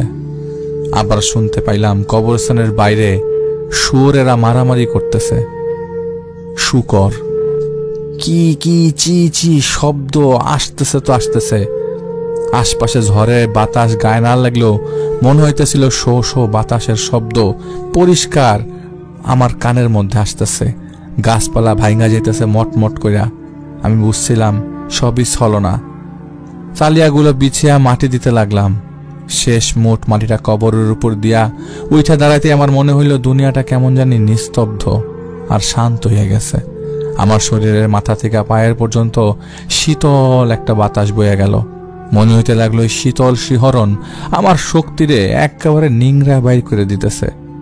আস্তে আস্তে সব শক্তি আমি হারায় ফেলাইলাম। আমার দাঁড়িয়ে থাকার শক্তিটা পর্যন্ত ছিল না। আমি মাটিতে পড়ে গেলাম। শরীরে কোনো অঙ্গ প্রত্যঙ্গ নাড়াইতে পারতেছিলাম না। কেবল শুধু চোখটা খুলে দেখতে পাইতেছি যদ্দূর এদিক সেদিক যাওয়া যায়। আমার মাথাটা ঝিমঝিম করতেছে। দেখলাম বৃষ্টির পরের আকাশটা বেশ পরিষ্কার। শুক তারা দেখা যাইতেছে। অন্ধকারে আকাশের নিজের একটা আভা দেখা যাইতেছে। আমার মনে হইতে লাগলো চোখের সামনের প্রকৃতিটা আমারে কিছু বলবে। মাটি, আকাশ, দূরের গাছ, তারা সব কিছুই আমারে বলতে চায়। একে একে আমার এতক্ষণের মনে জাগা সব প্রশ্নের উত্তর তারা আমারে দিতেছে। তারা বলতেছে, তোমাকে যে সৃষ্টি করছে সে তোমার প্রতিপালক। যে তোমাকে অন্ন দেয়, যে তোমাকে আজ সবার থেকে আলাদা করেছে, সে তো আর কেউ নয়, তোমার প্রতিপালক, তোমার অন্নদাতা, তোমার শক্তিদাতা, এই বিশ্ব ব্রহ্মাণ্ডের প্রতিপালক, সর্বস্রষ্টা মহান রাব্বুল আলামিন। কখনো ভেবেছিলে এই দুঃসাহসিক কাজ করতে হবে তোমাকে? ভেবেছিলে এমন কাজ তুমি করতে পারবে? কিন্তু দেখো, তোমার মালিক, তোমার জানের মালিক তোমাকে আজ সেই তৌফিকও দান করেছে। আমার মনে হইতে লাগলো আমি সব প্রশ্নের উত্তর পাইয়া গেছি। দূর থেকে বাবা জান আমার দিকে আসতে লাগলো। তারপর আমার আর কিছু মনে নাই। হয়তো অল্প কিছু সময় আমার জ্ঞান ফিরে। বাবা জানের কোলে আমি হেলান দেওয়া। আশেপাশে তাকায় দেখলাম এটা গ্রামের 3 রাস্তার মোড়ের পাশের ধান খেতের আইল। তিনি আমারে দাঁড় করাইয়া দিল, বলল, যাও, গ্রামে তোমার সবাই অপেক্ষা করতেছে। কিন্তু আমি তো দুর্বল, মাতালের মতো ডুলতে ডুলতে আমি গ্রামে ঢুকি। তান্ত্রিক আমারে বুকে জড়ায় ধইরা নানা রকম মন্ত্র পড়তে লাগলো। কিছু সময় পরে তিনি আমার পরা পানি খাওয়াইলো, দুধ দিয়া গোসল করাইলো। তারপর নিজের একটু সুস্থ মনে হইতে লাগলো, বেশ চাঙ্গা লাগতেছিল। গ্রামের মুরব্বীর আমারে বাড়িতে পৌঁছাই দিল। বাড়িতে এসে আমি ঘুমায় পড়ি। পরের দিন প্রায় দুপুরের দিকে আমার ঘুম ভাঙে। গ্রামের লোকেরা নানাভাবে আমারে তালি দিতে থাকে, ভাববা দিতে থাকে। আর তান্ত্রিক বিকালে চলে যাওয়ার সময় সকলরে বলে যায়, তোমাদের মাঝে এমন একজনের রাইখা যাইতেছি যার জীবন অন্যের আপদে নিবেদনের জন্যই জন্ম। সেদিন রাইতে বেলা বাবা জান আসলো। আমার শরীরের খোঁজ খবর নিয়ে পরদিন আসবে বলে চলে গেল। পরদিন রাতে আমার বেশ কথা হয় ওনার সাথে। অনেক অজানা ব্যাপার আমারে বলল। আর যাবার সময় বলল, প্রস্তুতি নাও আরেক মোড়ের জন্য। ঘরের অতিথি শীঘ্রই আসছে কোলজুড়ে। তারপরে প্রায় বেশ কিছুদিন তিনি আমার সাথে দেখা করেন নাই। আমি ডাকলেও সে আসতো না। কয়দিন পর তোমার চাচির বেদনা উঠল। আমার বড় ছেলের জন্ম হয়। সে রাতে শিউলি ফুলের ঘ্রাণ পাইতেই পুকুর পাড়ে ছুইটা যাই বাবা জানরে সুখবর দেওয়ার জন্য। কিন্তু তিনি সেদিন সেখানে ছিল না। কয়েক হাড়ি রসগোল্লা পাইছি, যার স্বাদ অসাধারণ। যে খাইছে সে কইছে, এই স্বাদ, এই রসগোল্লা কোথাও নাই, অভূতপূর্ব, অদ্ভুত স্বাদ। অবশ্য কেবল আমার বাড়ির লোকদেরই এই গোল্লা খাওয়াইছিলাম। এদিকে আশেপাশের গ্রামেও আমার কবর খুইরা এই সমস্যা সমাধানের কথা আর তান্ত্রিকের কথা বইলা ছড়ায় গেছে চারদিকে। বহুদিনের বাবাজানের খবর নাই, শিউলির ঘ্রাণও পাই না আমি। আমার ছেলের বয়স যেদিন 6 মাস পূর্ণ হইল, সেই দিন আমি তারে দেখতে পাইলাম। তিনি আসলো। এতদিনের 1000টা জমানো কথা ছিল তার সাথে। চইলা যাওয়ার সময় তিনি বইলা গেলেন, নিয়মিত দেখা হবে বেটা, চিন্তা নাই, প্রস্তুত থাইকো, কাল থেকে জীবনের আরেক মোড় আসবো। আমি বললাম, সেটা কি বাবা? উনি চইলা যেতে যেতে বলল, সেটা কাল বিকালেই বুঝতে পারবা। পরদিন বিকালে গ্রামের শেষ মাথার 2 জন আসে আমার খোঁজে। এইসা কয়, আমাদের উপকার করো বাবাজি, খুব বিপদে পড়ছি। আমাদের বিশ্বাস তুমিই পারবে আমাদের বিপদ থেকে বাঁচাইতে। আমাদের ছেলের জিনে ভর করছে অনেকদিন, তাকে কাল রাত থেকে খুঁজে পাইতেছি না, কিছু একটা করো।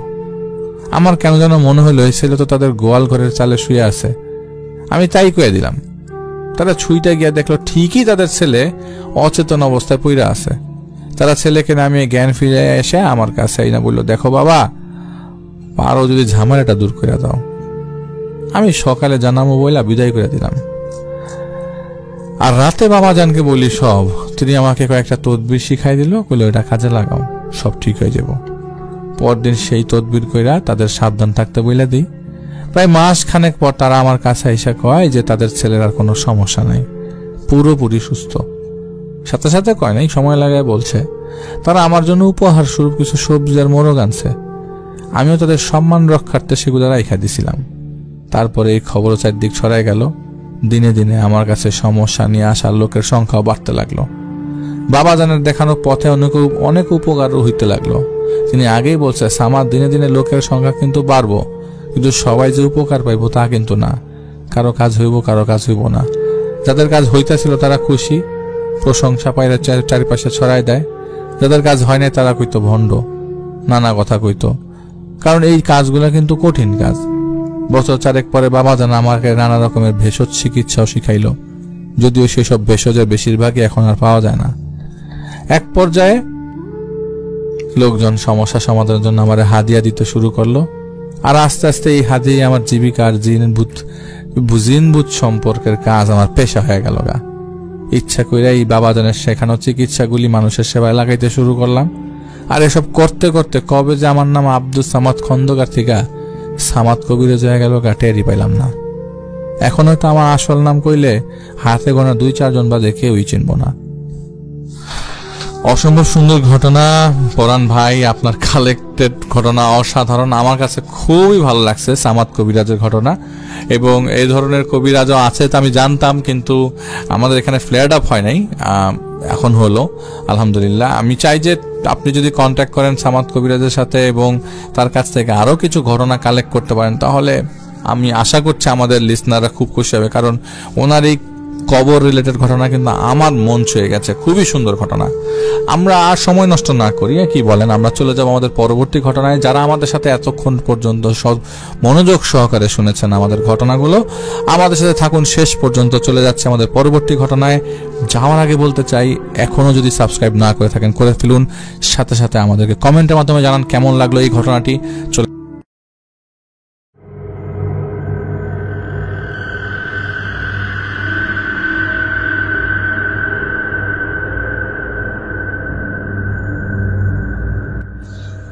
আসসালামু আলাইকুম সবাইকে, আশা করি আপনারা অনেক ভালো আছেন, সুস্থ আছেন।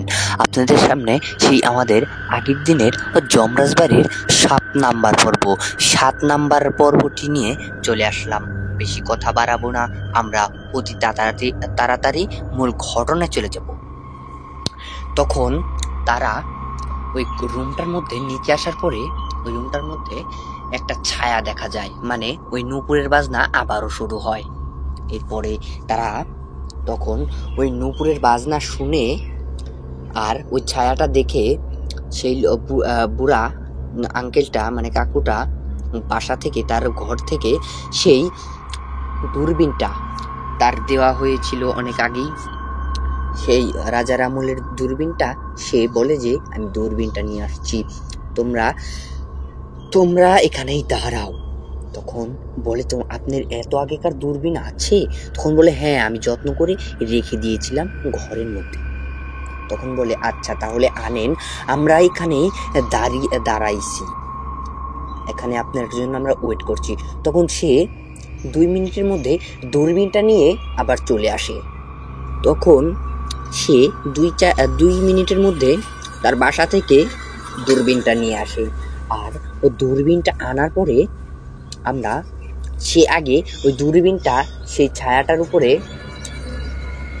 তাক করে, মানে তার উপরে প্রয়োগ করে, দেখা যাচ্ছে নাকি। সে দেখতে পায় না, দেখতে না পেয়ে সে আমাদের কাছে দিয়ে দেয় বলে, তখন সে দেখতে পায় না, না দেখতে পেয়ে সে আমাদের কাছে দিয়ে দেয়, বলে যে আমি দেখতে পাচ্ছি না, দেখো তোমরা দেখতে পাও নাকি। তখন আমরা এক এক করে সবাই দেখলাম, কিন্তু কেউ দেখতে পেলাম না সেটা। তখন সে বলল, দেখতে পেয়েছো? তখন আমরা বললাম, না, আমরা কেউই দেখতে পাইনি। এই তোমরা কেউ দেখতে পেয়েছো? আমি সবাইকে প্রশ্ন করলাম।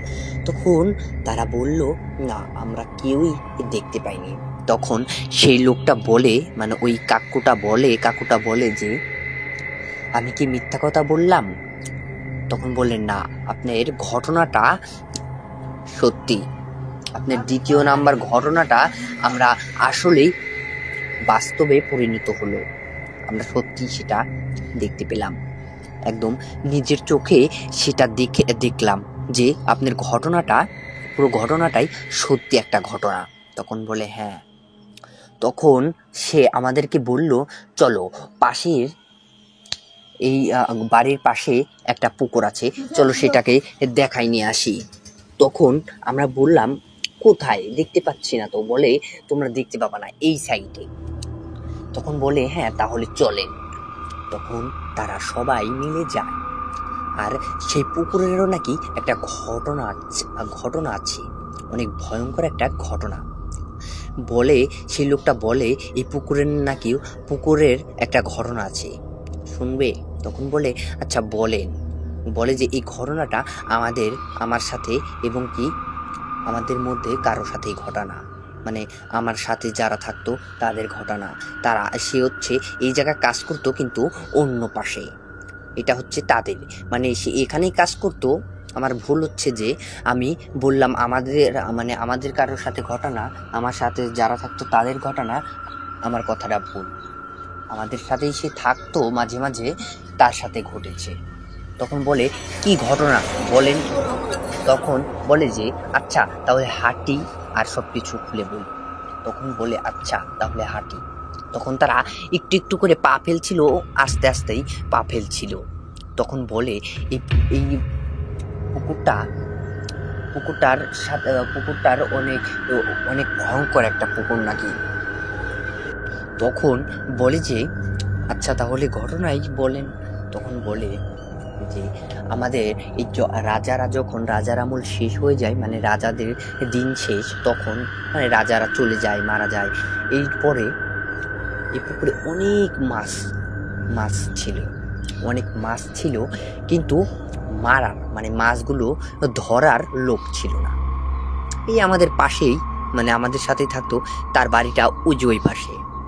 সে এখান থেকে কিছু মাছ ধরতো।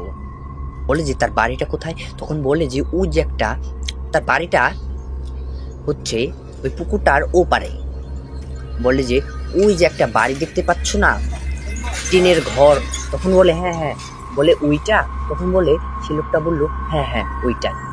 বলে যে উনি মাঝে মাঝে কিছু মাছ মারতো, প্রতিদিনই মারতো, কিন্তু কিছুদিন বাদ দিয়েছিল। এরপরে আবার রেগুলার মাছ মারা শুরু করে। এরপরে হঠাৎ একদিন সে